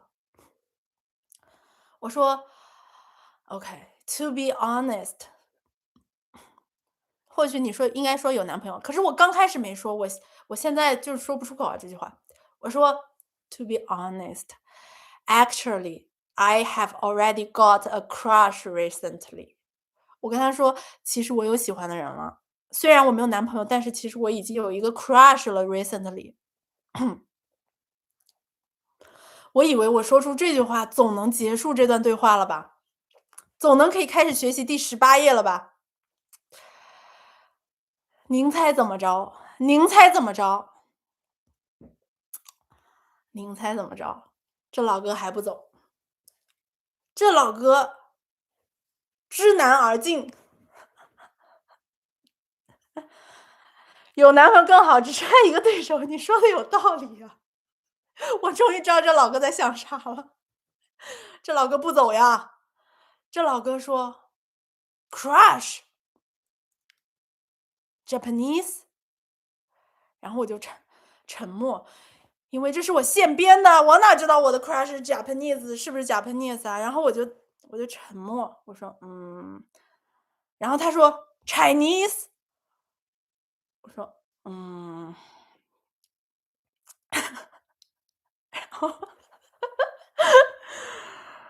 然后我还在思考呢，我要怎么圆这个谎。你们知道吗？这就是我不喜欢撒谎的原因，因为你撒一个谎就要很多谎来圆这个谎。我就在想，我要选一个什么国籍的人当我的 crush？要不然选个内帕路径，我要选个什么国籍的呢？哎，这个时候老哥发话了，他看我，他说 Japanese，我沉默；他说 Chinese，我沉默；他说 Oh，that must be Korean。他说 That must be Korean。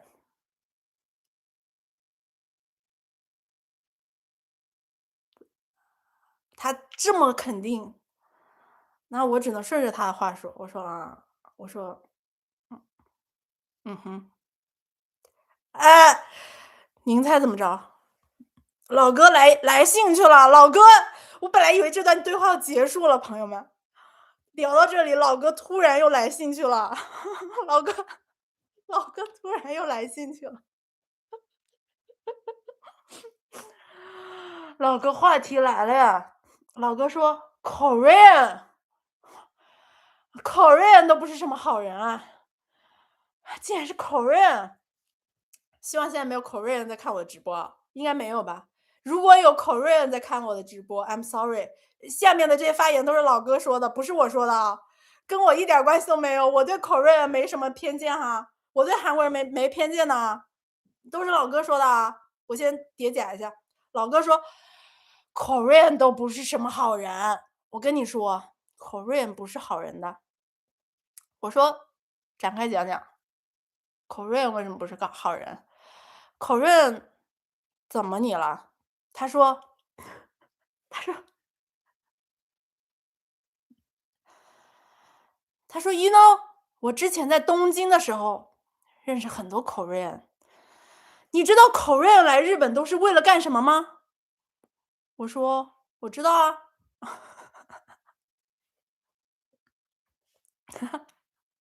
他可能在等我说，Korean 来日本都是为了干什么呢？没想到我直接回答出了答案。我说，这能讲吗？他说，你知道 Korean 来日本都是为了干什么吗？我说，sleeping with girls。他说 Yes, exactly，你太懂了。他说我跟你说，Korean 来日本就是为了 sleep with Japanese girls。我说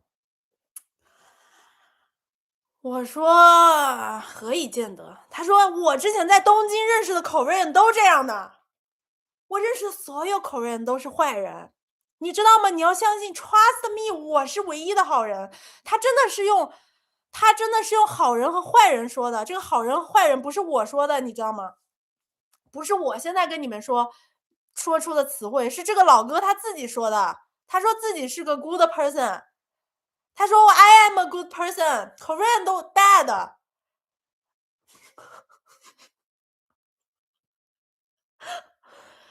后我说有没有一种可能，Korean 躺下？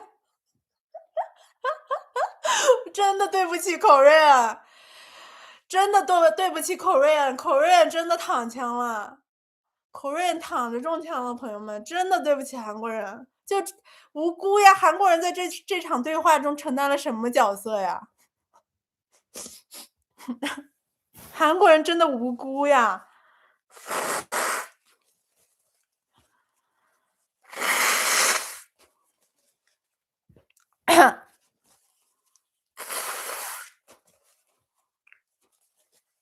韩国人好无辜呀。然后我想说，哥们儿，有没有一种可能，就是你知道吗？同类人是互相吸引的。你是一个什么样的人，你是一个什么样的外国人，你在日本你就会认识什么样的外国人。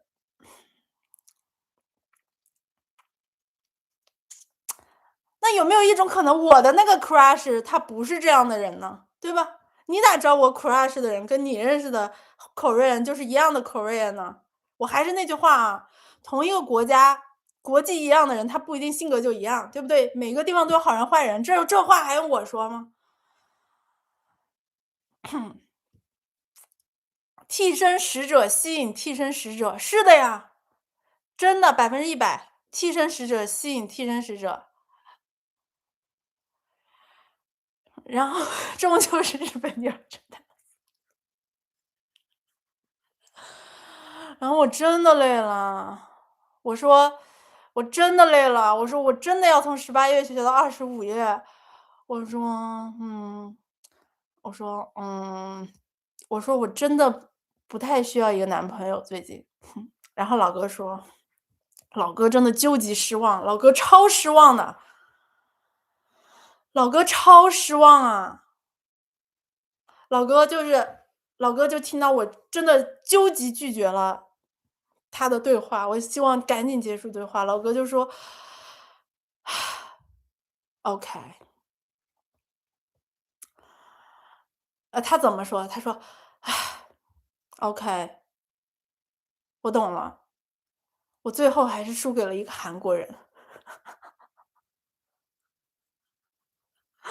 他说："唉，我懂了，我最后还是输给了一个韩国人。"他可能我忘记他说的是我最后还是输给了一个韩国人，还是我什么我竟然输给了一个韩国人，我忘记了。他就说输给了一个韩国人。如果你回心转意的话，这是我的邮箱。他写下了他的邮箱。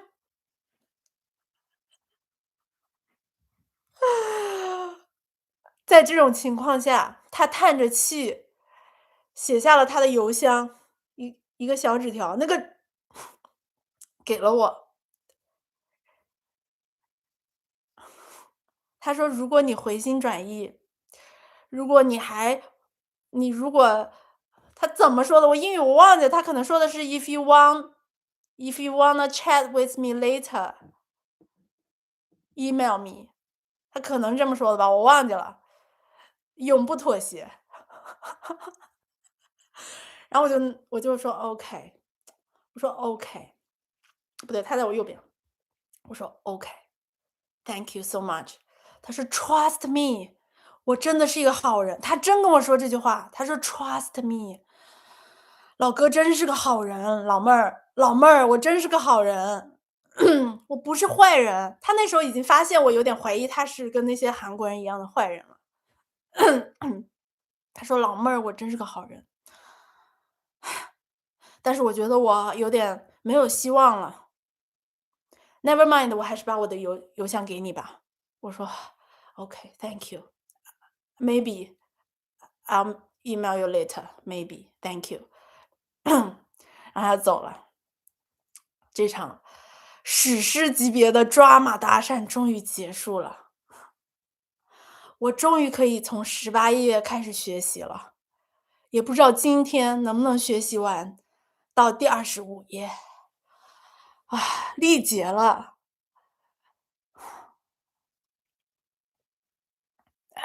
他应该真的相信自己是个好人。对呀，他真的相信啊。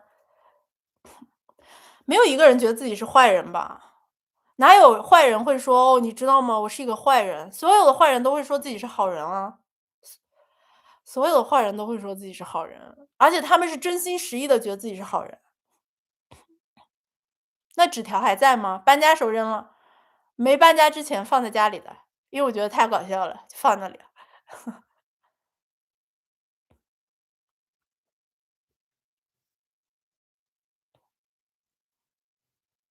我讲完我都力竭了，真是一场史诗级的搭讪呢。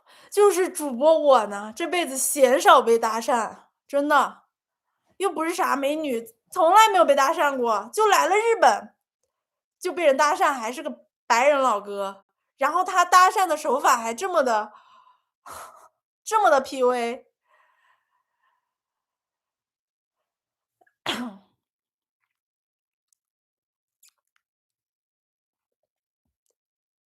水一次直播，直播不就是用来水的吗？直播不就是聊天吗？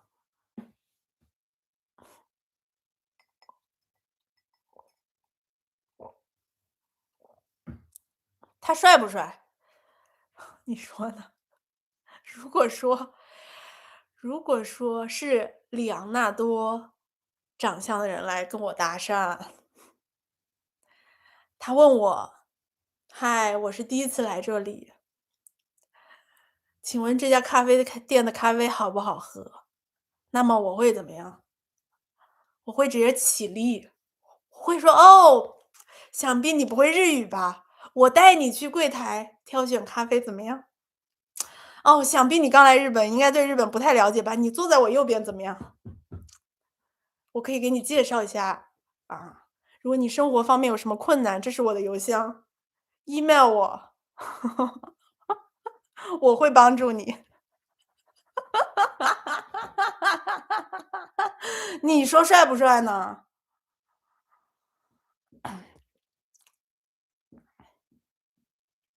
你说帅不帅？我就是被他，我为啥要跟他聊这么久？就是因为他，我说我不需要男朋友，且我是一个中国人，你要搭讪你就别搭讪我。然后他说我只是作为一个外国人，在日本太久没有跟人用英语说话了，他们都不会英语，我太久没说话了，我也比较同情他的处境，因为确实是有很多外国人刚来日本的时候，就是没有人会说英语，尤其是这又不是东京、大阪，真的是没有什么会说英语的人。我是作为外国人，稍微同情了一下，好吧。因为我听因为之前我听说过一个很惨的故事，就是，呃，很我很小的时候喜欢东方神起，然后在东方神起他们是韩国人，他们当时刚来这个日本发展的时候呢，有一个很有名的悲惨故事，就是说东方神起里面的一个成员刚来日本的时候，由于不会日语，然后在这边太过孤单了，然后经常对着拖鞋聊天。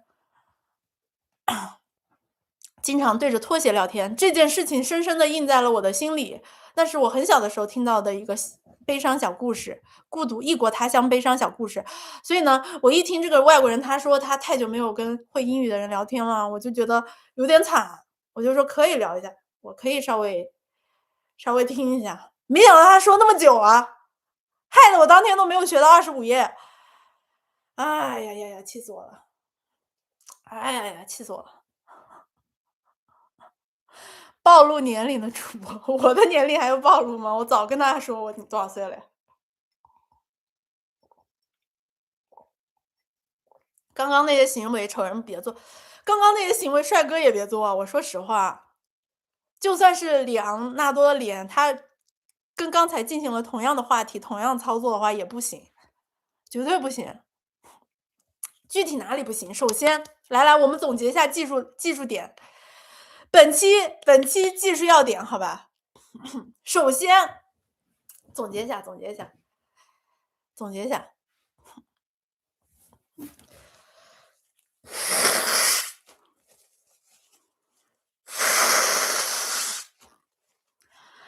好冷啊！总结技术要点，本期直播技术要点。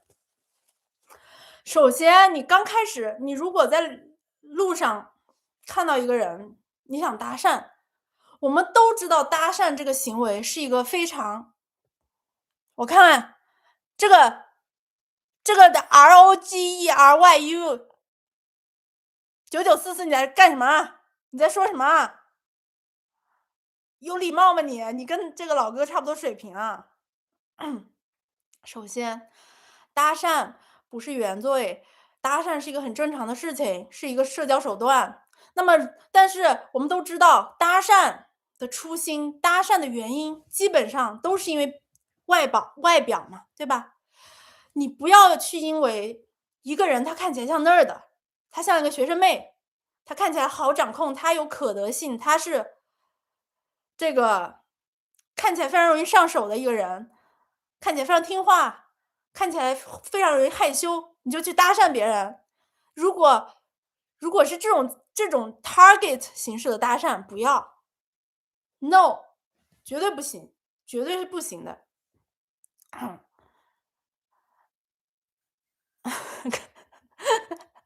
Hello，绝对不行的。其次，我们用正常的手法的，我们正常的目的就是你看到一个人长得好看，你想跟他认识一下是可以的。但是，你如果是觉得一个人长得好看，你去跟他搭讪，直接一点，不要玩套路，不要走上去说哦，我觉得你站在那里看上去特别孤单，气质特别 unique。Do you know what is unique? Not unicorn, it's unique. 别说这种话，好吧？谁不知道搭讪是因为别人长得好看去搭讪的？啊？别说什么 unique，你直接上去啊！你直接走上去，你直接走上去，你就跟他说，直白一点，你就跟他说，你就唱一首歌给他，你就唱 Pretty woman walking down the street, pretty woman, the kind I like to meet, pretty woman. I don't believe you, you're not the truth. No one could, no one could look as good as you. Mercy.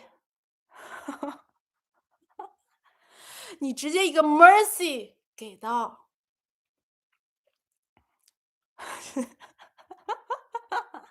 不会唱歌别搭讪啊，不会唱歌别搭讪，搭讪是个手艺。Pretty woman，你直接上去就直接说 pretty woman，我觉得你真的是非常 pretty，我能不能认识你？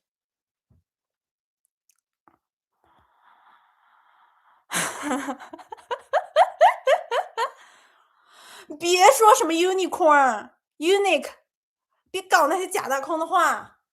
好看就好看，你直接就我说真的，我不是说假的。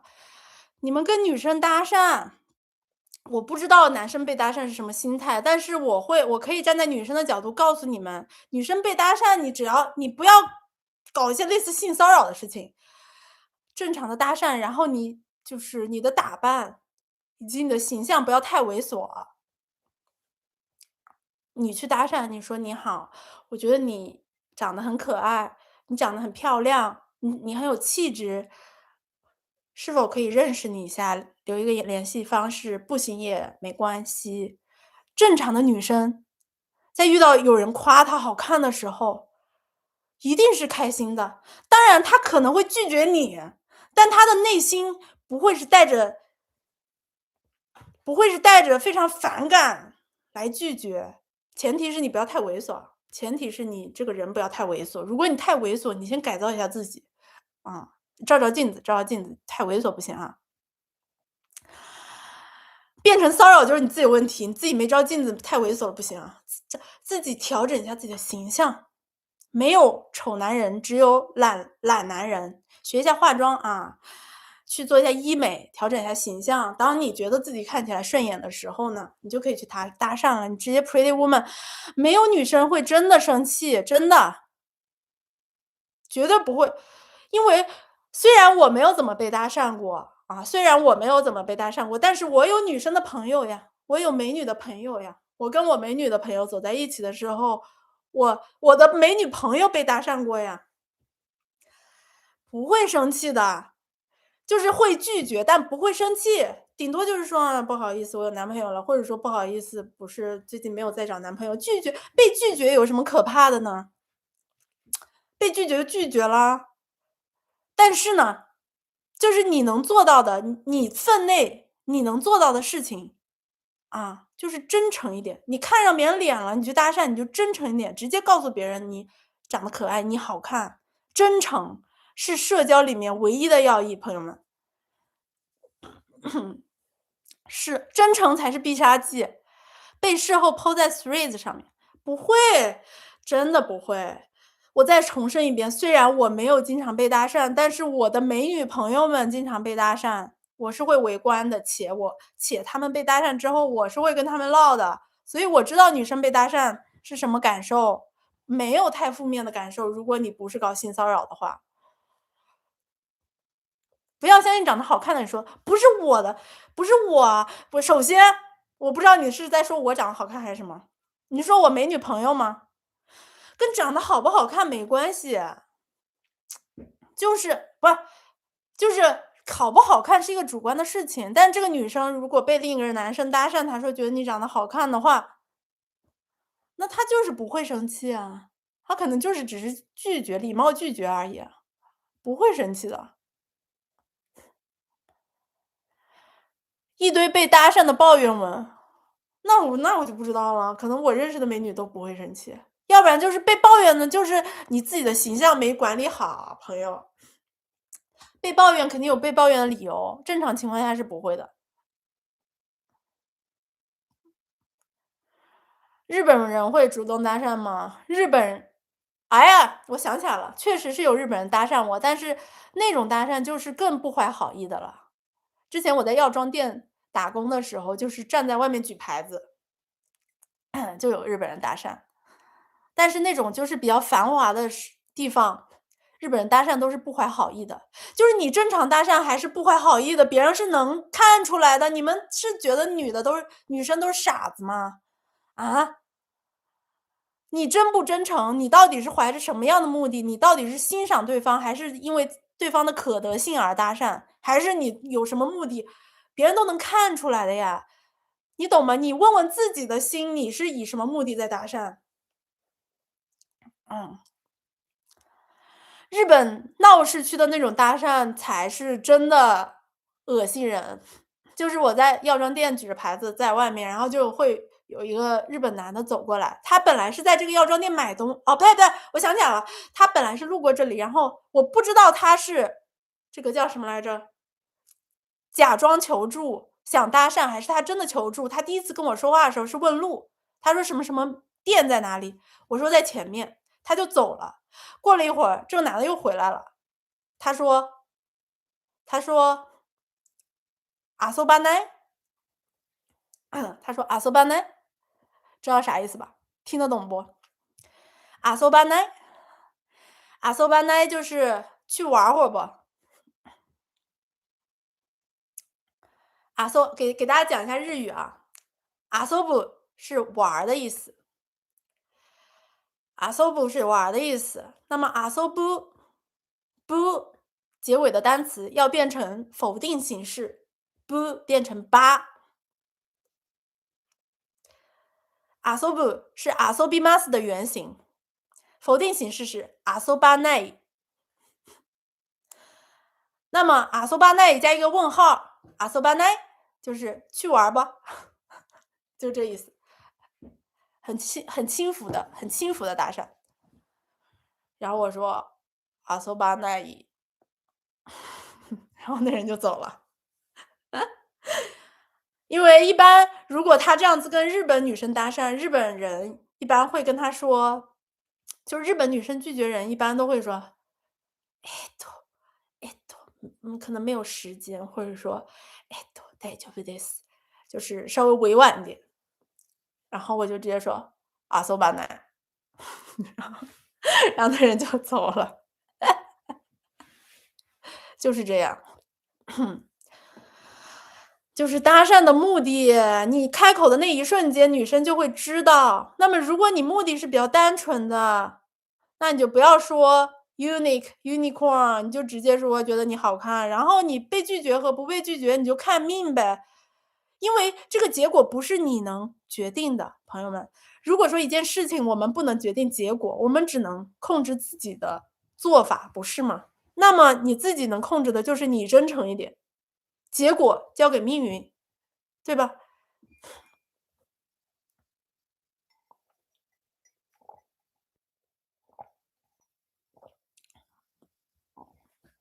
嗯。OK，技术总结一就是开场别搞那些巴纳姆效应，直接说，直接说。第二个技术总结，第二个技术总结，不要老说别人坏话，啊，压抑住你那些对世界的负面观点，在第一次聊天的时候不要老说坏话，尤其是不要说前女友的坏话，说上司坏话都还好点你别说前女友的坏话。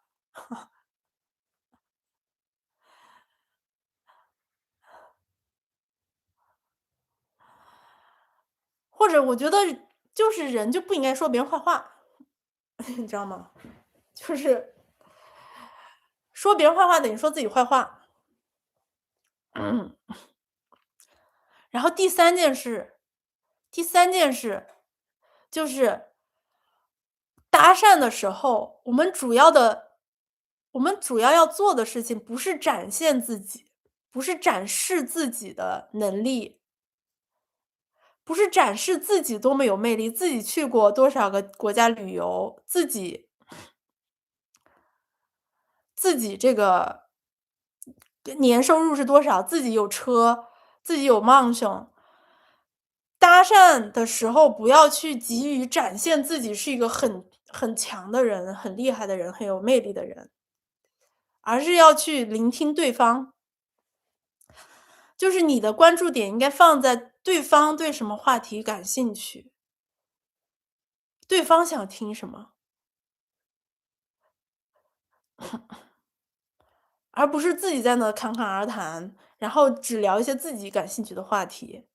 当然，如果你这场对话的目的就是自己爽，你就是想找个人随便说说话，然后你就想自己通过这场对话，自己得到一些社交上的满足，那你可以说自己自说自话，没关系啊。就像主播直播也是自说自话呀，对吧？所有的主播直播的时候也是自己在这里巴拉巴拉讲什么，但是你要看你的目的。如果说你的目的是为了进一步了解这个人，跟这个人产生进一步的交往的话，你当然是要关注对方的需求啊。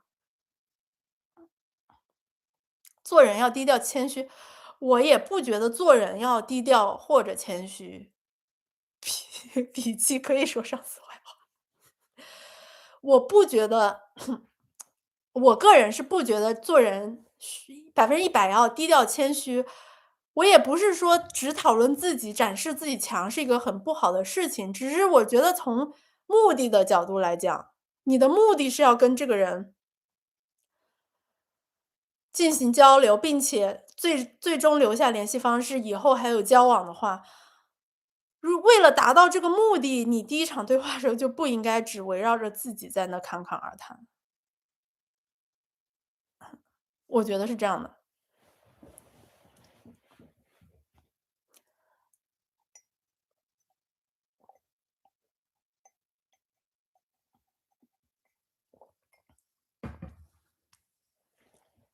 就这三点，其实我觉得就这三点。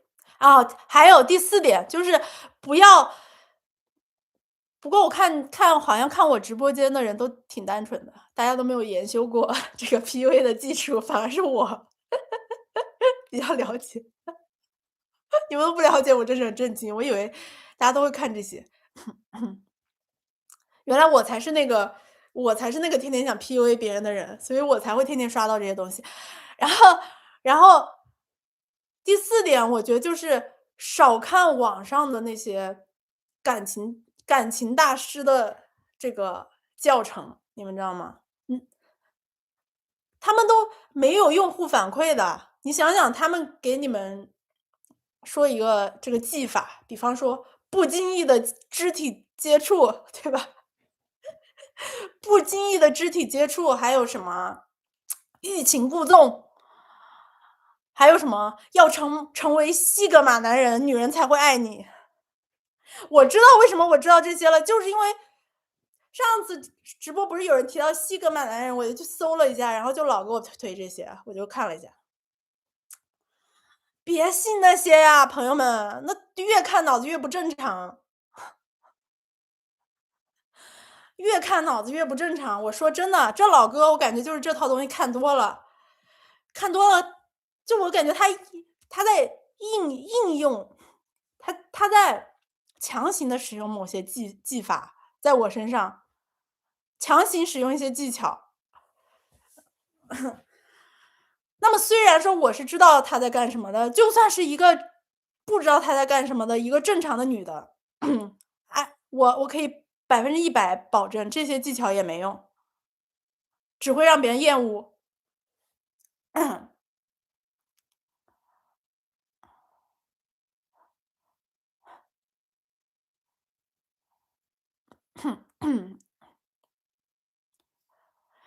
所有 PUA 都来自心理学，不是知不知道，是愿不愿意，就是那个人是不是一击击中那个人，比如说那个人是不是里奥纳多。嗯，是的，其实是的，真相就是这么残酷啊，朋友们，也没办法，这世界就很残酷啊，怎么办呢？哎呀，我想起来，哦，对对对，我想起来一件事情，不好意思，刚才讲漏了一点，我还想起来一个他在我身上使用了一个 PUA 技巧，而且是真 PUA，这是最严重的一个 PUA。我既然讲漏了，真是，Oh no！既然你们知道这个人干了件什么事儿吗？他就是干了件什么事儿吗？在这场对话之中，除了身体接触，他还干了一件跟身体接触一样过分的事情。Trust me, trust me，我是个 good person, I am a good person。这个人还干了一件什么事情？这个男人，这个人他突然说，因为我戴着眼镜嘛，我书呆子，我是个戴眼镜书呆子。他突然说：“哦，你戴着眼镜，你可不可以取下眼镜，让我看看你不戴眼镜是长什么样子？”来，我们精神分析一下。来，分析。他说这话什么意思？什么目的？分析。考核了，今天这节课讲了这个2个小时了，现在来我们来出个例题，考核一下。服从测试，优等生，本班优等生啊。他讲说你不戴眼镜更好看，差生，你听没听见？你到底听没听见？Mega Man，你听没听见啊？今天是不是一点讲都没听？一点笔记没做是吧？你看陈玉里人家怎么学习，你怎么学习的？你反思一下啊！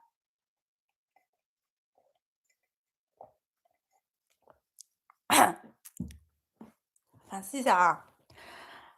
夸奖陈玉里，本班好学生，服从测试啊，服从性测试 ，PUA 经典手段，服从性测试，就是他要提出一个，哎，你们知道吗？你们戴眼镜吗？你们戴不戴眼镜？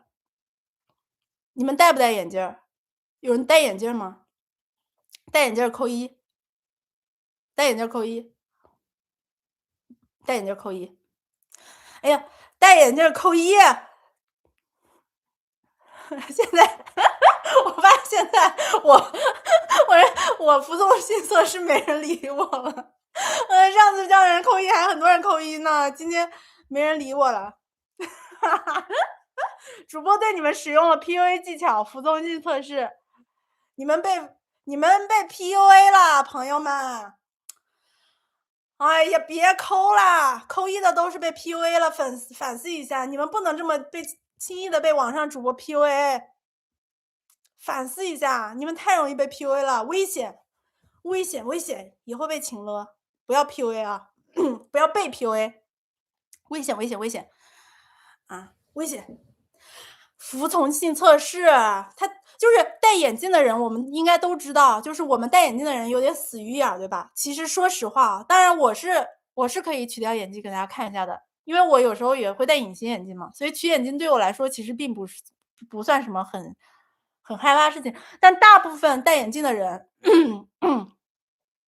大部分戴眼镜的人其实是会很很很害羞、很羞耻于取眼镜的。因为大部分戴眼镜的人，如果他平时不化妆、不戴隐形眼镜的话，取掉眼镜，这个眼神，死鱼眼的眼神，大家会觉得非常的不想要露出来，对吧？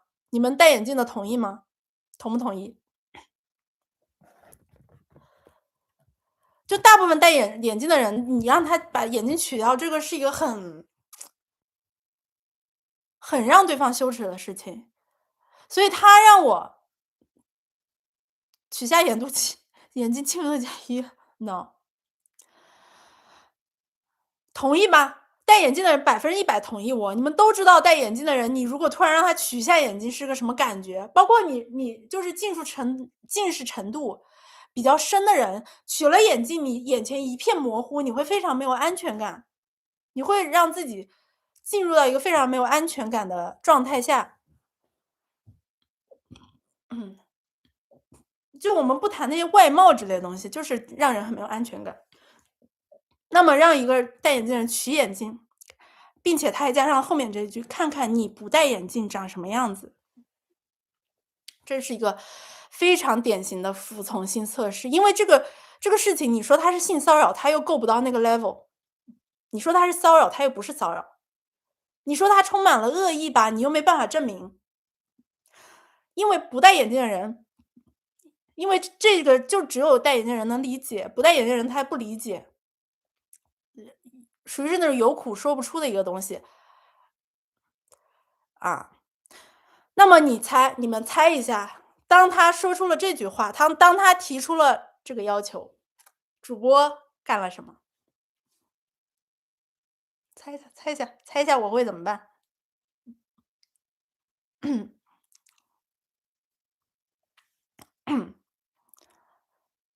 这种随手测试真的厉害。对呀，对呀，就这个人这个人真的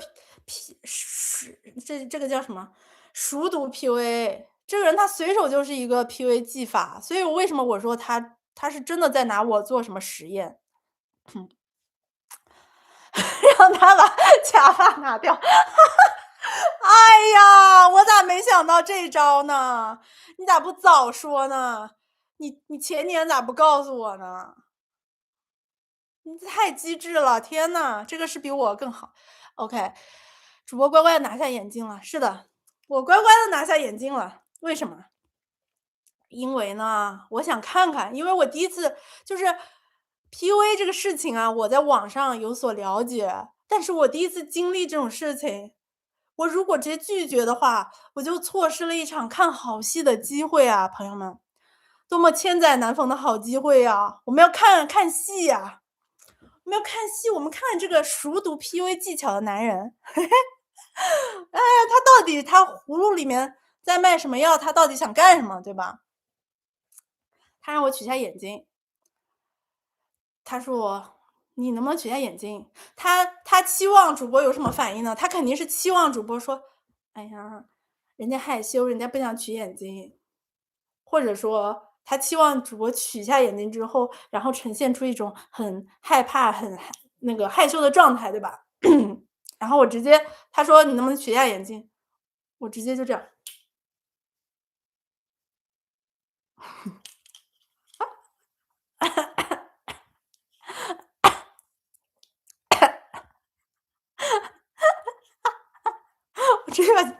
我直接就把眼睛取了，然后看着他，就是面无表情的看着他。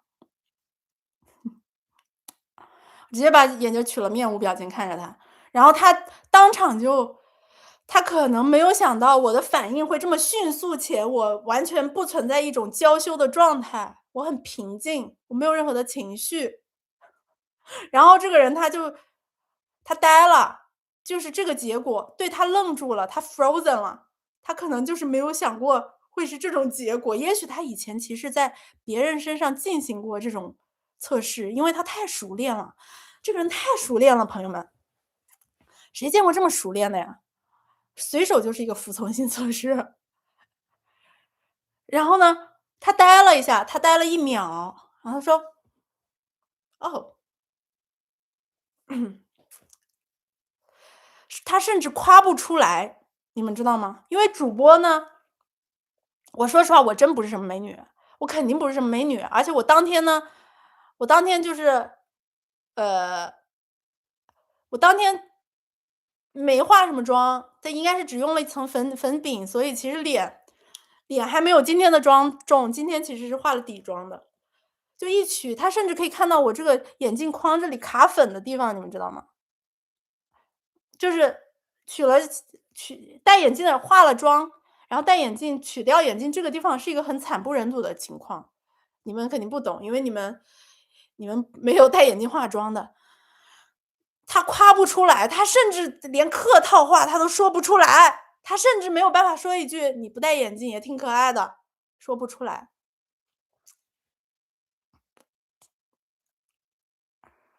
然后呢，因为他夸不出来也太没礼貌了。对呀，我觉得你既然要做这种服从性测试，人家把眼镜取了，你是不是有义务夸一下啊？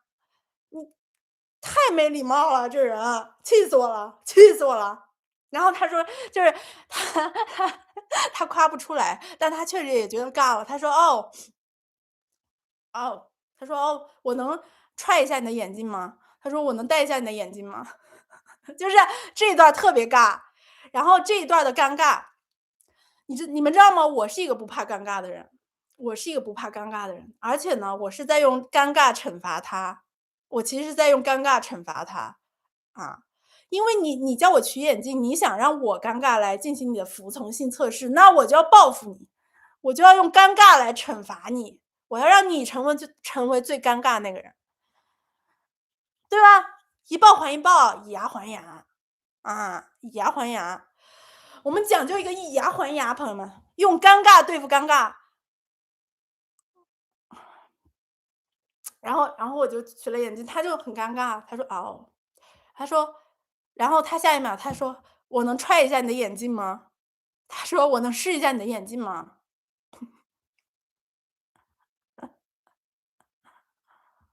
然后我就给他，我说：“给。”我说：“Sure。”我就这表情，你知道吗？就没有带微笑了。他说他前女友的时候，我还稍微笑一下。他让我取眼镜，我直接就是一个尴尬给到，我看谁尴尬到晚期，我看谁尴尬到想死，好吧？他尴尬，哎，要不觉得尴尬咋整？他尴尬呀，他100%尴尬，他尴尬的都，我感觉得他出来他很尴尬。并且我感觉得到他很尴尬，但是我要惩罚他，所以我不结束这场尴尬，我不主动结束这场尴尬，我陪他演，我让他更尴尬，这就是我，一个报复心极强的人。然后他说：“我可以踹一下吗？”我就直接把眼镜给他，我说：“Sure。”然后他很尴尬，但是这是他自己说的，然后谁想踹别人眼镜我想问一下，高度镜片的，你如果不近视的话，你戴上就是晕的呀。然后他就把我的眼睛这样子戴上，他说：“哦，哇哦。”我说：“酷。”我说：“酷，酷。”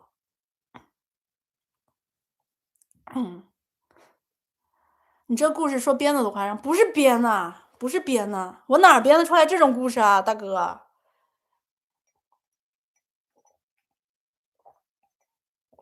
我哪儿编得出来这种大哥呀？我连我当天要从18页学到25页我都告诉你了。啊？我当天看哪本书我都能告诉你。编的不会这么尬，对呀。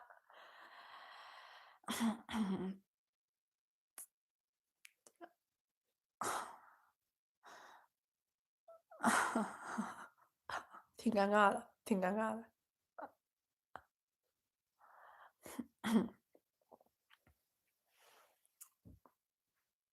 没有然后，这个是中间的一个插曲，我刚才讲漏了。除了口味还是变的。对，就是这一整个故事里面，只有韩国人是躺枪的，也只有韩国人是一个谎言，其他都是真的。现在的氛围就有点尴尬，因为我讲完了，现在氛围就有一些尴尬了。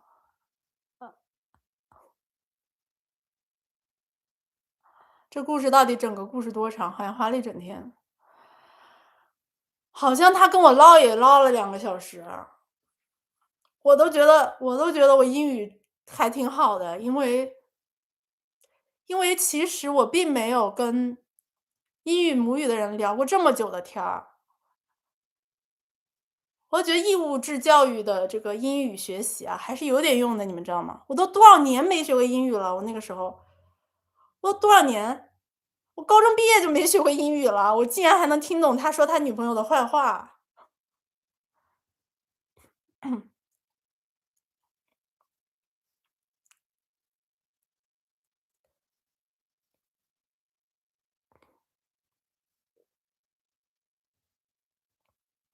两个寂寞人刚刚聊，我不寂寞，好吧？我有我的日语教科书陪伴我，寂寞什么？我寂寞什么？我当我当天还在看周叶凡呢，我在看周叶凡老师呢，我寂寞什么？然后跟他聊完之后，我都觉得我日语变差了，真的很烦，真的很烦。聊完之后，我学日语，我都觉得我的语感都变差了。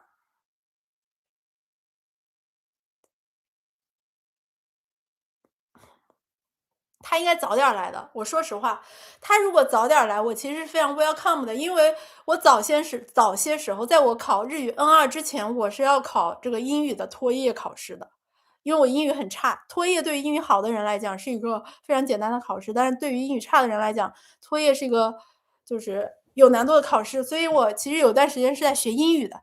他那个时候不来找我聊天他那个时候跟我聊啥我都陪他聊。100%，我甚至要拿出我的托业这个教科书来跟他请教一下知识点。他非要在我学日语的时候来找我聊天，这不烦吗？这不烦吗？搞得我语感都变差了。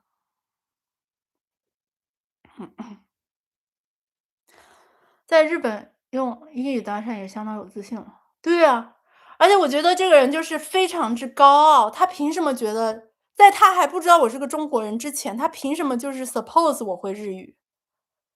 还是说他就是随便找一个年轻的女性，然后用英语问一句，看这个人他懂不懂英语。如果这个人他懂英语的话，就继续聊下去；如果不懂的话，就换一个人再问一下这家店的咖啡好不好喝。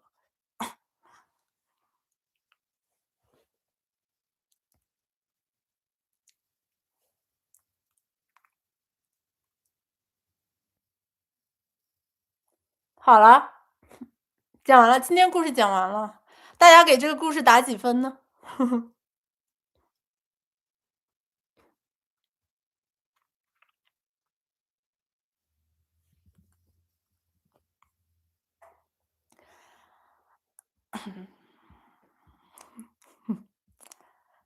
好了好了，讲完了。然后呢？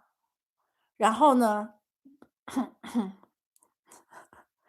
然后呢？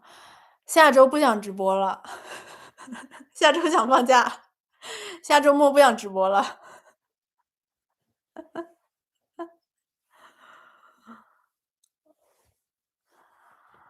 下周末不直播啦。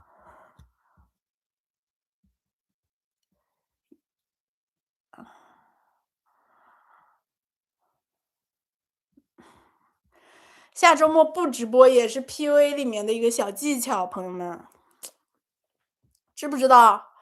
下周末不直播了，是 PUA 里面的一个小技巧。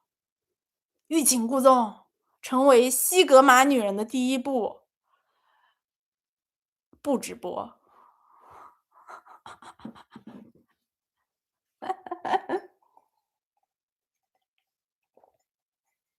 下周末不直播了，下周末不直播了。跟大家说一声。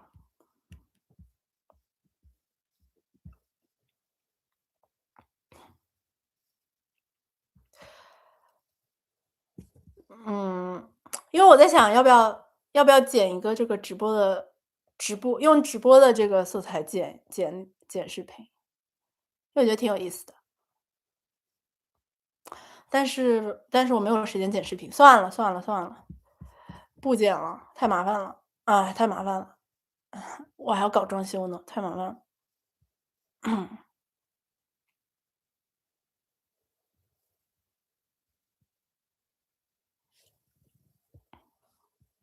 你们平我想采访一下，你们平时看直播吗？我想采访一下，你们平时看直播吗？我们聊一会儿，唠会儿，采访一下大家，你们平时看直播吗？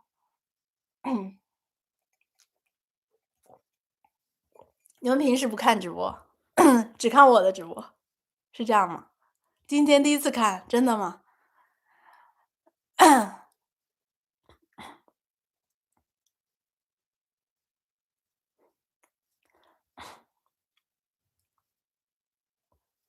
很少，我是唯二之一，那另一个是谁？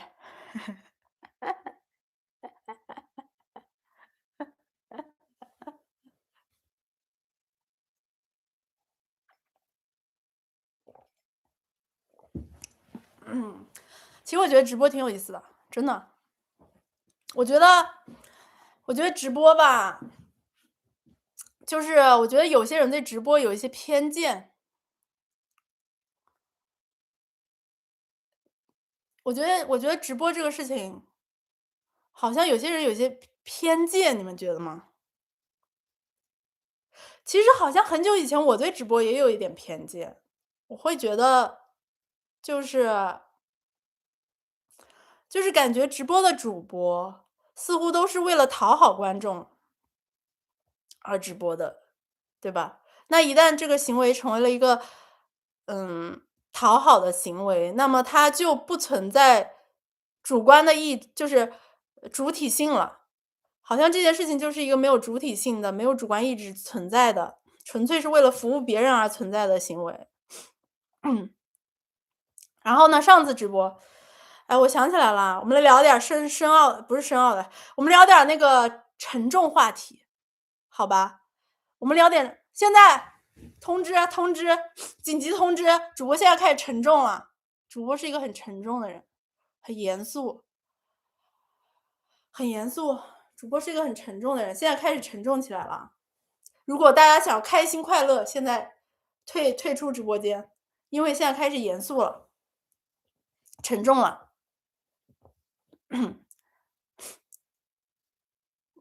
讨好取决于是否靠这个吃饭。嗯，可是一定要讨好才能靠这个吃饭吗？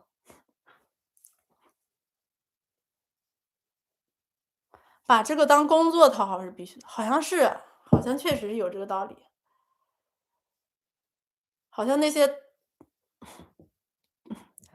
我要沉重了，我要沉重一下，我要沉重一下。就是上一期直播呢，有一个人给我留了一个言，我怼了他啊，我怼了他。我当时看到这个留言，我怼了他，但是我怼人的方式也很温和啊。我看一下他说啥了，他说啥了？看一下，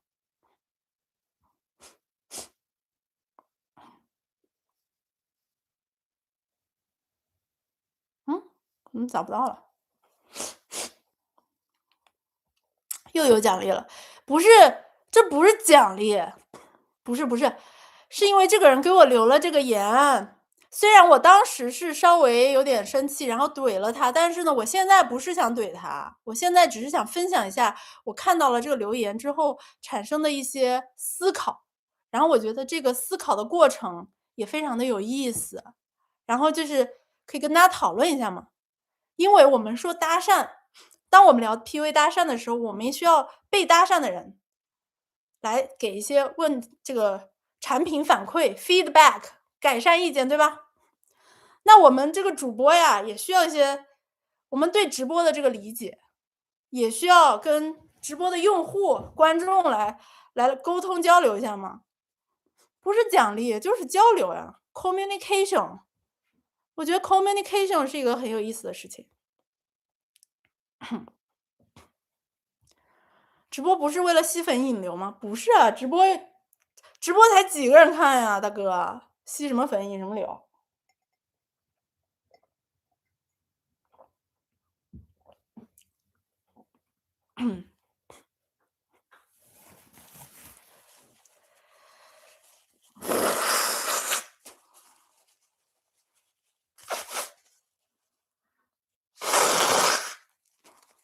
你今天讲了白人老哥坏话，又要讲谁？我没讲他坏话呀，我只是陈述事实而已。我怎么讲他坏话？我没讲坏话呀？好吧，算坏话吧，也算坏话吧。我嫁接他了，怎么的？我就嫁接了，怎么了？他先嫁接我的，他先把我当 target 的，他没想到2年之后还会被我拿出来在 YouTube 上说吧，让大家都知道。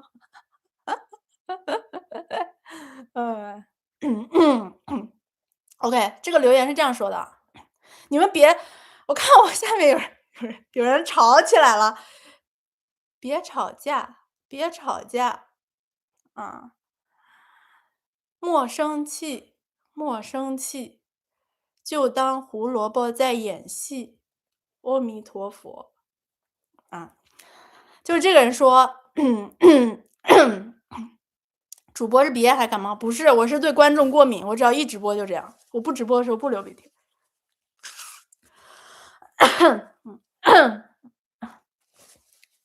快讲吧，张信卡，张信卡，你等不及啦？那么着急干嘛？要有点耐心啊，朋友，有点耐心，不要这么匆忙，太匆忙了不太好。这个人说，在我的上一期直播下面，他说，我怀疑主播每天就在瞎搞整活，搞抽象，求打赏，但我没证据。我觉得过不了多久就会奖励粉丝跳骚舞。我只希望主播不要带中共国出来的气质直播。哦，我上次还看错他的意思了，他这个断句，他这个语言组织，我上次看错了。我只希望主播不要带中共国出来的气质直播。我上次断句还断错了。我们台湾人不崇尚弱肉强食等思想。你们不要去骂他，我不是要网暴他，别骂他，别骂他，别骂人，这个不是性骚扰，没有那么严重。我其实都没那么生气，真的不用骂，这不用骂的。这个我们只是讨论一下，真的别骂啊，别骂。他删了，那太好了，幸好我这个截图了，这是机智呢，机智啊。感觉挺严重，没那么严重。我都说了，我脾气真的很好，我是真脾气好。对我来说，这个确实是没那么严重啊，这又不是性骚扰，严重啥呀？我脾气很好，别怕，你们别害怕我。然后别骂他，别骂他，真别骂，真别骂，真别骂，别骂他，好吧？我说的别骂，不仅仅是指去他这个评论下面回，包括现在就是你们在这里也别骂他，我们只是对这个产生了一些思考，just 思考一下。他说，You're lovely, and I hope you stay true to yourself. That's why I love your channel. Love you. OK，首先呢，他是不是台湾人？说实话，我也稍微有点怀疑，因为这个人，说实话，我也稍微有点怀疑，因为他的遣词造句，他以前的留言风格都有股 B 站的味道。咱们主播也是上网冲浪的，但是我没办法肯定啊，这是我的这个恶意揣测，这只是主播的恶意揣测。而且我其实也不太理解为什么有的人要这个装台湾人或者怎么装大陆人怎么样，我不懂啊，我是真不理解。然后呢，包括之前我发的那个性骚扰的视频，也很多人说你怎么能肯定他是台湾人？是这样的，如果你是一个台湾人，且你不冲大陆的浪，你不冲大陆网络的浪，你是可能分不清台湾人和大陆人的语言方式，这块儿就别揣测了，是能看出来的。真的，如果就是你两边儿都冲，实在太好分辨了。如果说你两边儿浪都冲的话，这个真的是很好分辨，而且就更不用说我还在台湾上过学，太好分辨了。就但这个人呢，我不是很确定，好吧，我只能说是我是有怀疑的。但至于黄黄呢，我是100%肯定的，并且后面他也确实是，好吧，他确实是。然后对于他这个，就是我觉得这个人他好像就是抱有一种对直播这个行为本身的偏见，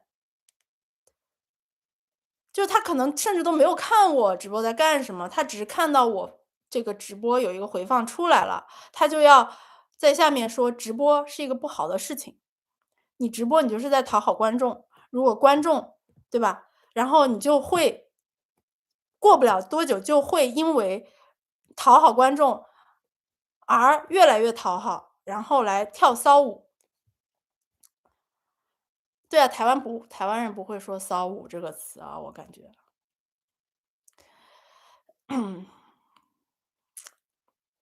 就是我不明白为什么会有这种偏见，因为直播包括制作视频，包括这种视频的平台，它们本身都是一种工具。我们不是经常说语言只是一种工具嘛，对吧？当然语言，我觉得这个东西它就像语言一样，它可以是一种工具，它也可以是一个目的，看你怎么定义它。如果说你把这个东西当做一个目的，比方说你把学好语言当做一个目的，你就是要成为一个语言研究学者，你想要成为一个 native speaker，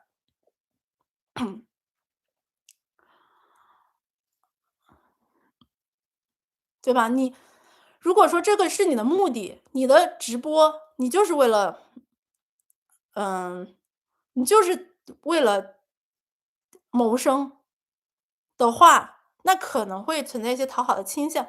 但为什么要默认所有的人直播都是一个目的呢？它有没有可能是一种手段呢？比方说我们学习日语的，我们学习日语，日语是一个手段，可以让我们可以 communication，我们不在乎语法，我们不在乎词汇量，我们只在乎在日常生活中能不能解决我们生活中遇到的问题，可不可以跟人进行你日常的会話，可不可以正常的去事意所办事情，那它就是一个工具啊。那么同样的，何必纠结两岸？没有纠结啊，我只是分享一下我看到这个留言的感想嘛，只是感想而已，我也不在乎他是哪边儿的人，我不是很在乎。就是有没有可能直播，或者说在网络上发布视频，它也可以是一个手段呢？就是目的会不会是交流？目的会不会是因为，嗯，有的人就是我们在现实生活中其实能交流到的范围是很少的，而网络这个现代的发明，让我们有机会跟世界上其他地方的各种各样的任何人交流。哇，什么东西这么长？等一下，我先发表一下演讲。就是有没有一种可能，交流是目的，而其他的东西只是一种手段？就是也许他自己看的之前的一些直播，全部都是以直播为目的的直播。那有没有可能这个世界上就是存在一种以直播为手段的事情？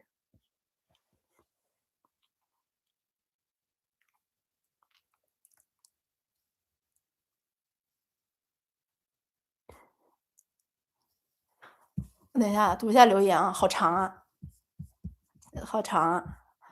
これからの人生が不会读平稳で順調であることを願っています。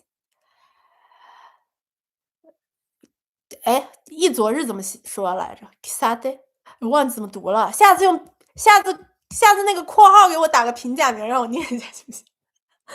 从前天开始，あなたの動画を見始め、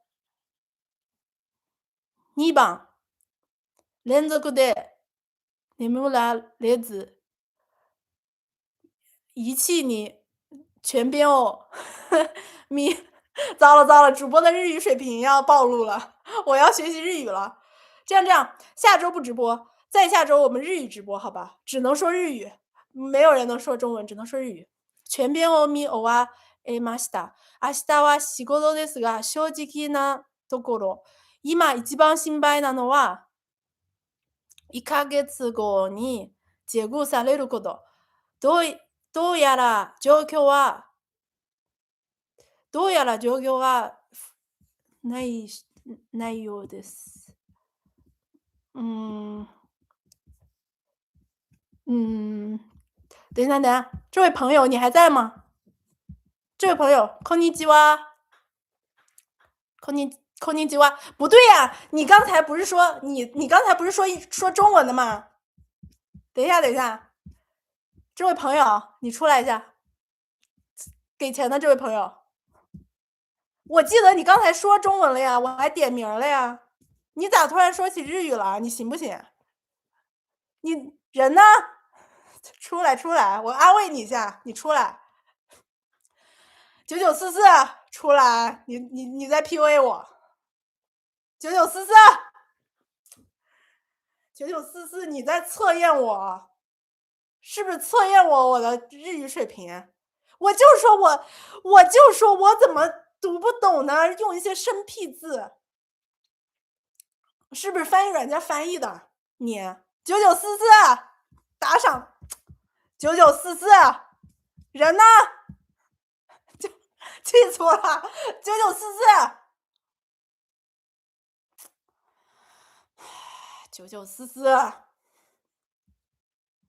9944，欺骗主播感情是吧？情绪勒索是吧？好呀，好呀，9944跑了，9944跑了，欺骗主播感情。好好好好好，9944，假设你说的是真的，我一般假设别人说的是真的。假设你说的是真的，辞退就辞退呗，再找工作呗，有啥难的？那么多公司还找不到工作吗？要不然你来当 YouTuber，你来直播，你来跳舞，你跳舞就行了。9944，我是忠诚观众。那你装什么日本人啊？那你说的是真的还是假的？9944。9944，你说的是真的还是假的？如果是真的，我就跟你说点真话；如果假的，我就不理你了。给你5秒，你不回我就跳过这个环节了。1、2、3、4、5，再给5秒，6、7、8、9、10。好，说的是假的。祝你早点被开，气死我了！开的就是你这种撒谎的人，懂吗？啊？公司不需要你这种不讲诚实的人。竟然骗主播！住宜兰怎么了？那宜兰奶都是你做的吗？你有什么好骄傲的？住宜兰怎么了？我就问你住宜兰怎么了？宜兰奶都很好吃，是你做的吗？你家开奶豆店吗？好，我接着讲啊。首先，我觉得不应该对直播有偏见。其实我以前也有，后来的话我看了很多就是比较正常的直播，不跳舞的直播。我发现直播其实确实是可以作为一个手段来用的，就是交流的手段。我们日常生活中，你可以接触到的交流对象其实非常的狭窄，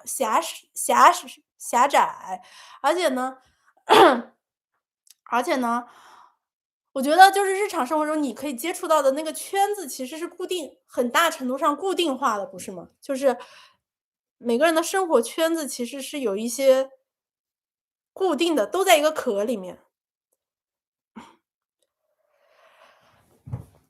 但是你在网上就可以遇到各种各样的人啊，你能获得的信息和你能获得的知识就一下子变得很广了。当然网络也很危险，对吧？网络有很多人性骚扰，网络有很多这个搞歧视的人，然后网络上有很多因为你的国家就歧视你的人，因为你的国家或者出身就骂你的人，对吧？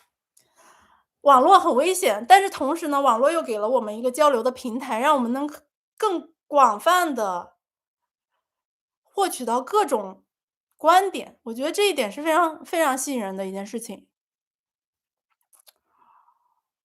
那么如果说到交流是一个双向的事情，在之前我一直发影片的时候呢，我发影片的时候呢，也有交流，大家会给我留言，我全都会看，评论我都会看，我不回是因为我懒得回，我全都会看。然后呢，我觉得评论本身也是一种交流，这真的是让我获得了很多新的看法和新的知识点，包括大家每次都在评论里面给我一些种菜小知识，包括装修小知识，包括切菜的时候要在板子底下垫一块抹布，这都是我在评论区学的，我非常的感谢。然后我觉得这是我上网觉得最好的事情。但是这种交流实在是就是还是有点限制了，没有办法及时的交流，也没有办法这个有来有回的交流，对吧？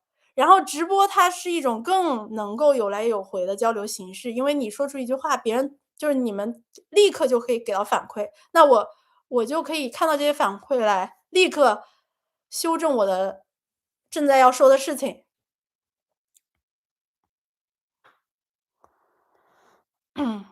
我觉得就是今天是第几次直播？第四次啊。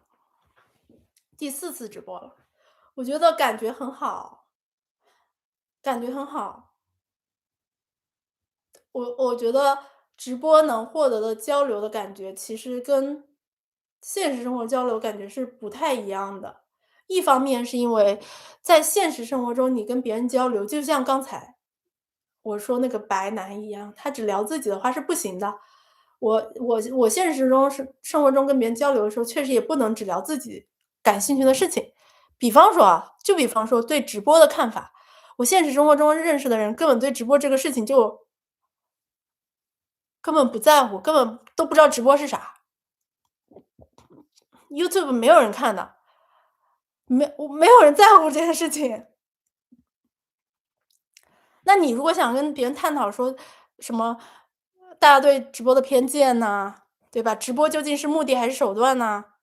直播这个东西到底是一个什么东西啊？或者说我看 live，对吧？我为什么要直播？是因为我看了一场 live，我感觉到有一些魅力的点，就是这些话题你其实是没有办法跟现实生活中的人聊的。你跟现实中的人聊这些，别人觉得你有病，你知道吗？别人觉得我靠，这人在说什么，这么没意思。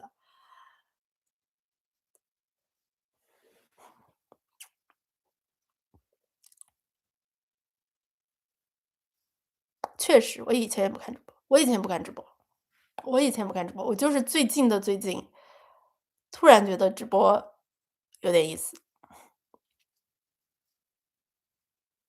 不是最近，最近一年吧，我会刷到一些直播的切片。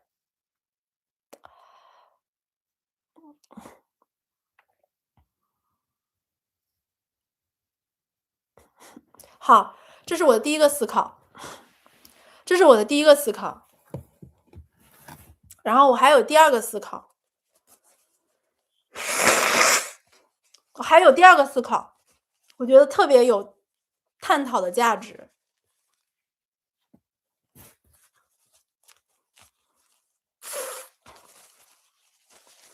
我觉得特别有探讨价值，就是这个人说，他说我觉得过不了多久就会奖励粉丝跳骚舞。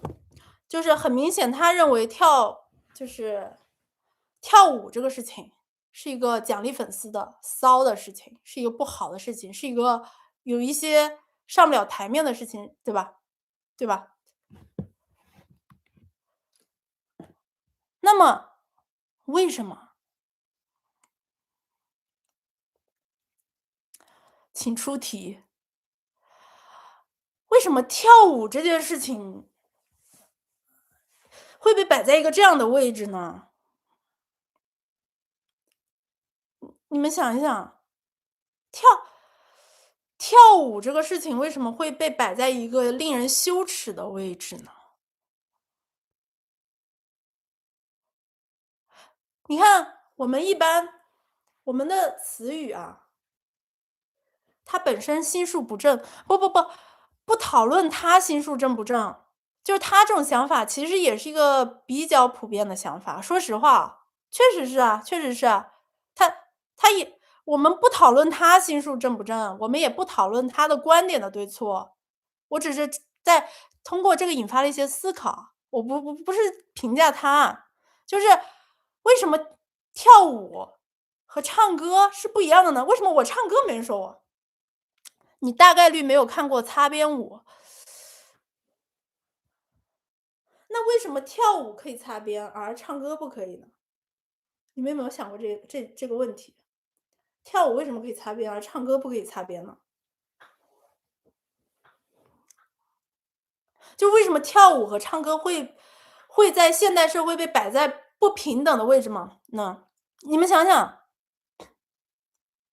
你们想想，很久以前卖艺的人本来就被当做比较低下的职业，是的，但是现在不是就是正常了吗？那为什么跳舞和唱歌是不平等的呢？我们一般都会说唱歌跳舞是放在一个词语里说的，比方说能歌善舞、载歌载舞，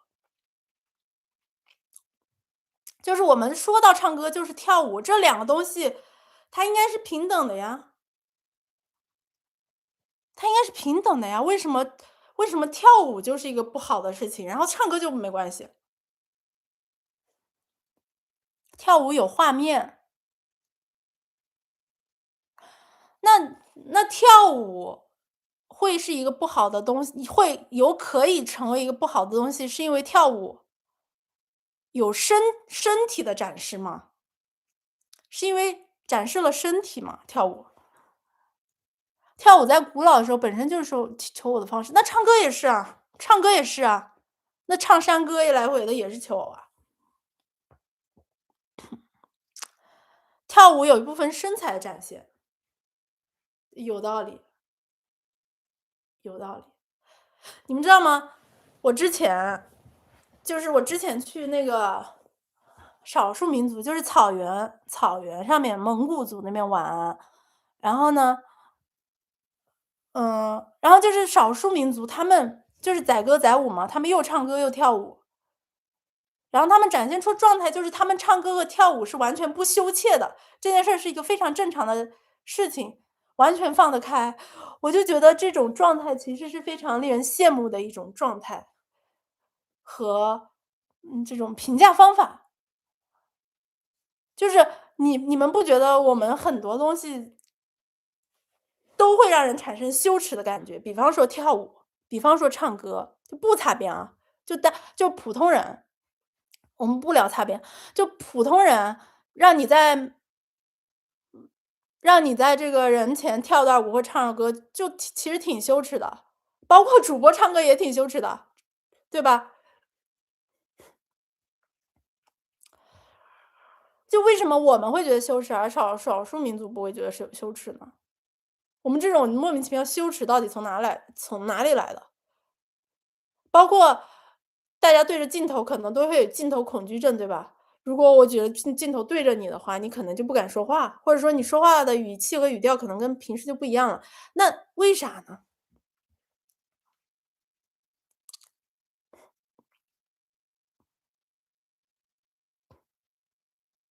对印度人咋不觉得跳舞羞耻呢？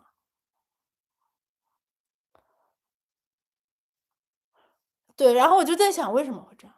当然我也没有答案了，只是引发一个思考，就为什么不平等？跳舞唱歌为什么不平等？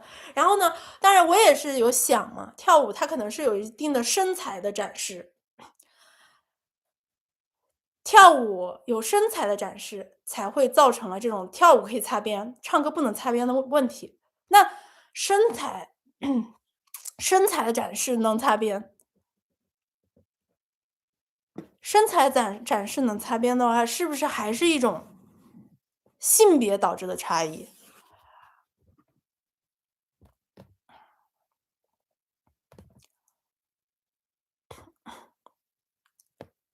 就是女主播，你就会怀疑她，你就会给她留言说：“主播，你以后不要成为一个跳骚舞的主播呀。”如果我是个男的呢？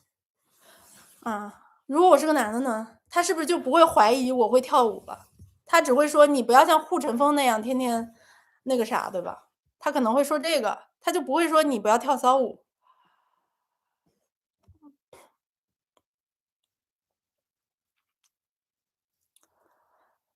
那我可以说我的不爽点可能有一定部分来自于这里，就是我是不太喜欢，就是我不是要讲女权，你们知道吧？我知道现在看直播的大部分是男生，因为我看后台每次数据都是90%的男生在看我的直播。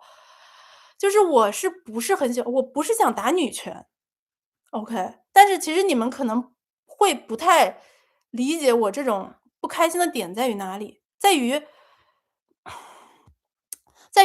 就因为我的性别是个女的，我没有做任何擦边的东西，对吧？我的直播没有擦任何的边，我的视频也从来不擦边，然后我从来说话也不是那种，对吧？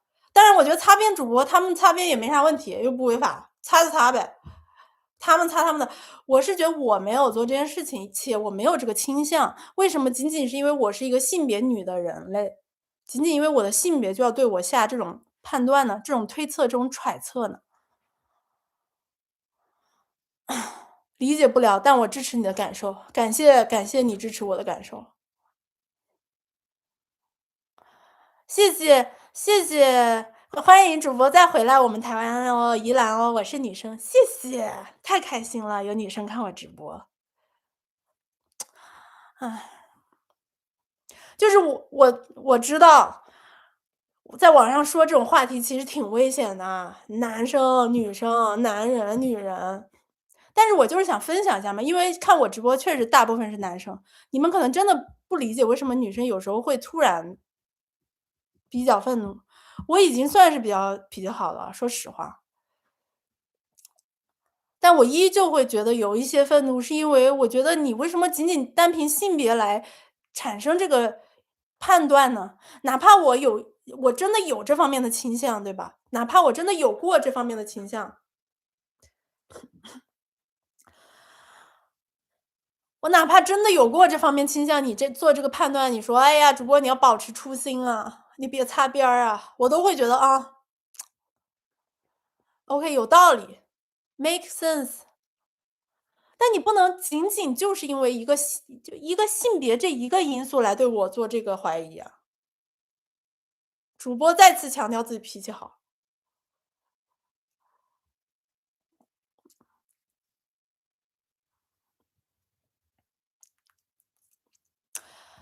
你看啊，有人说了，有些人对其他人的攻击不讲任何道理。你知道为什么这个人在后面他要补一段用英文说出来的对我的 love 吗？这就像啥呢？这就像跟刚才那个白人老哥，他不敢大声的在公共场合说出自己的就是比较露骨的故事一样。他心里其实知道他自己其实是有概念，自己在用一些偏见看别人、看直播，但由于这些偏见是一个大众性的偏见，他又觉得自己没错，就这种矛盾的想法导致他说出这句话，他又有点害怕我生气，所以他后面要叠个甲，而且还要用外语，用英文叠个甲，展示他的善意，展示他不是恶意的，只是只是这个东西，这个规则是这个价值观、价值判断是我们一个共识，所以我没有善意，我是为你好啊。就是其实他的根本，他的心里也是知道这是一个浅浅的攻击，对吧？我是你前1000名粉丝，我和老公都看你影片很久，谢谢，真的，太感谢了，小王，非常感动，因为因为你知道吗？就是我自从开始表达一些观点，我作为一个女性主播，我开始对性骚扰我的人表达我评判他，我反向的 judge 他，表达观点。我发了一期视频来骂骚扰我的人。我自从表达了这些观点之后呢，退订了一大部分人。当然，我不是觉得很悲伤啊，这帮人怎么退订我了？是不是？我是陈述一个客观事实，就是我开始表达观点，开始展露我的个性了，开始输出观点了之后，退订了一波人。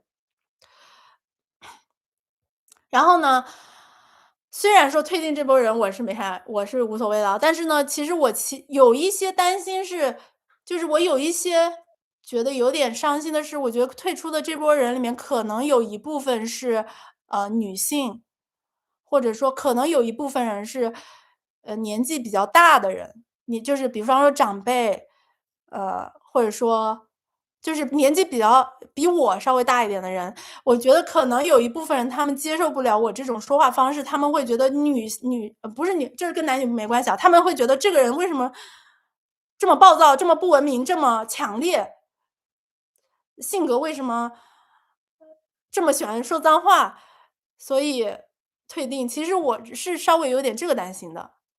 就是那种，比方说对我晕船，然后发现我不是一个非常适合晕船对象的人，然后退订，totally fine，very happy，退得好，赶紧退了。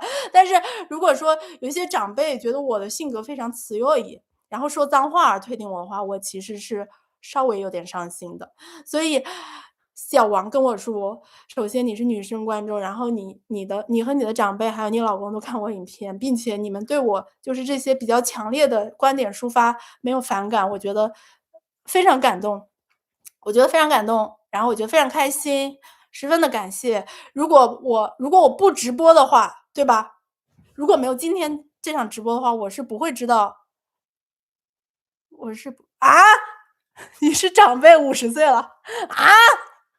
小王姐姐，小王美女姐姐，很感谢，很感谢，真的很感谢。就是如果你想想是不是，我如果不直播的话，我有什么机会可以了解到小王姐姐她以及她的家人对我的支持？这份交流我觉得是很好的呀，很宝贵，就是可以让我确认。当然，就算不确认，我可能还是会继续这样子。只不过就是你是需要向外界确认的呀。就是如果你一直觉得自己特别对、特别正确，你觉得自己是个好人，但万一你是个坏人怎么办？万一你其实不是好人怎么办？确实需要跟外界进行一些交流和确认，然后我就会更开心一些。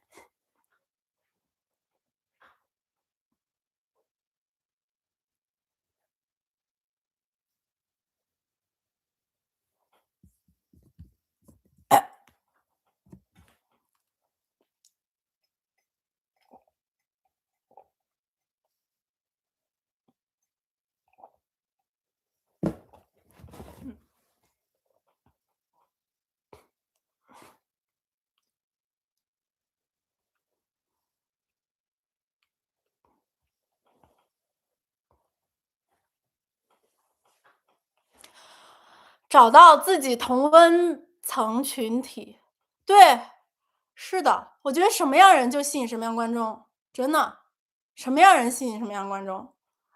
我之前第一次发那个就是骂人的那期视频，我说了一句话，我说就是我的观众大部分是男生，小部分女生，这件事儿我很惊讶。我没有对这件事儿有什么不好的心情，我只是觉得有一些惊讶而已。然后呢，我就看到有人说，就有人应激了，有人说："既然你这么不喜欢男性观众，我就退订了。"好容易应激啊，我又没有说不好，我只是说有点惊讶而已，他就退订了。然后呢，我就是觉得有人退订，当然从主播的层面不是好事，但是如果说是因为我表达了一些观点，展露了一些真实的想法，然后就有人退订，那我觉得是好事儿。就是什么样的主播吸引什么样的观众，什么样主播吸引什么样的观众，大家三观比较一致，聚集在一个频道，我觉得挺好的，真的，真挺好的。我是主播的大学生粉，大二女生，从3000多粉就订，谢谢，谢谢，谢谢你，真的。做自媒体不能做自己的话，久了会生病。你说的太对了，你就别说久了，我做1个月我就会生病。我不做自己1个月，我不做自己1个星期我就会生病。Trust me, I'm good person。不能少个 A 吧？Trust me, I am a good person。Trust me, trust 一下主播，好吧？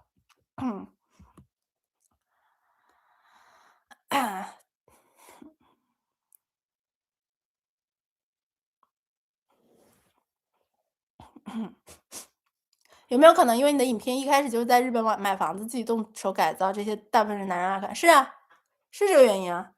我知道原因，我只是就是这个原因是结果出现之后我才想到的。但第一次出现这个结果，发现这个结果的时候，我是有点震惊的，但是我立刻就理解了我这是为什么。你刚刚在 PUA 我们，我没有 PUA 你们，Trust me，没有，Trust me，Trust me。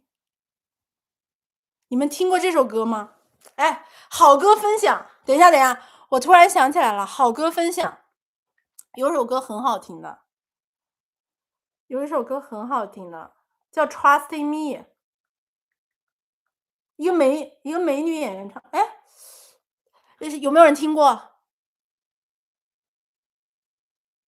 有没有人？哎，等一下，好歌，这歌真好听，我要给大家分享一下。哎哎，谁？哎，怎么找不到了呢？这歌好好听，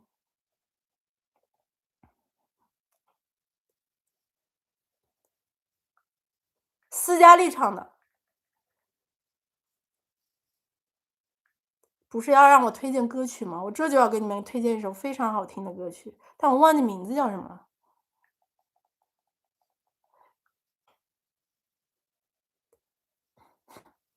就叫 Trusting Me， 斯嘉丽·约翰逊唱的。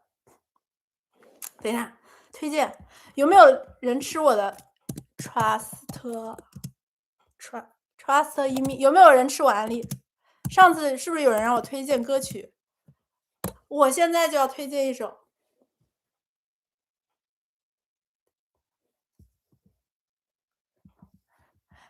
9944，你怎么回事？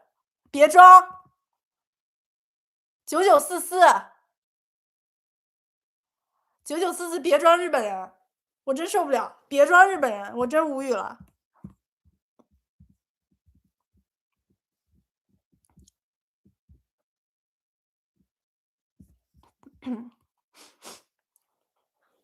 你别装日本人了，受不了了。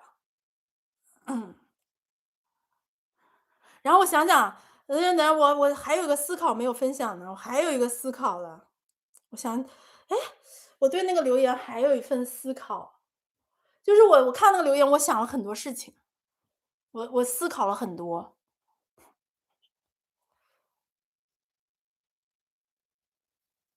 主播会有 IG，没有 IG，有 IG，但是私密了，有些人关注了，但是我私密了，因为懒得搞，懒得搞，懒得搞。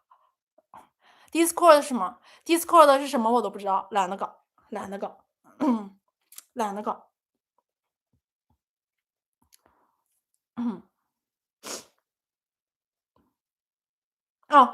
还有一件事情，关于刚才这个留言啊，我还想说一件事情，就是我真的没生气，就是这种留言，是不会我会小生气，然后我立刻会怼回去，但是我不会大生气，然后我也不会扮人，就这种留言我是不会真的生气的。就是我觉得是思想的不同，我不会真的生气，我真的不会真的生气。所以呢，畅所欲言，好吧，你们别担心我会咋样，我其实脾气是真非常好，相当之好。这种思想的就是思想形态的不一样，其实我是不在乎的。就是只要不要搞性骚扰，只要不要搞政治，其他一切我都不会生气，好吧？我都不会生气，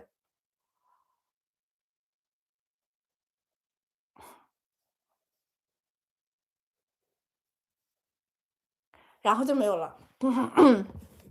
我对这个留言就是这个评价，我对这个留言就是这个评价。然后政治不行，政治不行，你考虑一下我行不行啊？政治当然不行啦，你说政治为啥不行？你有没有为主播考虑啊？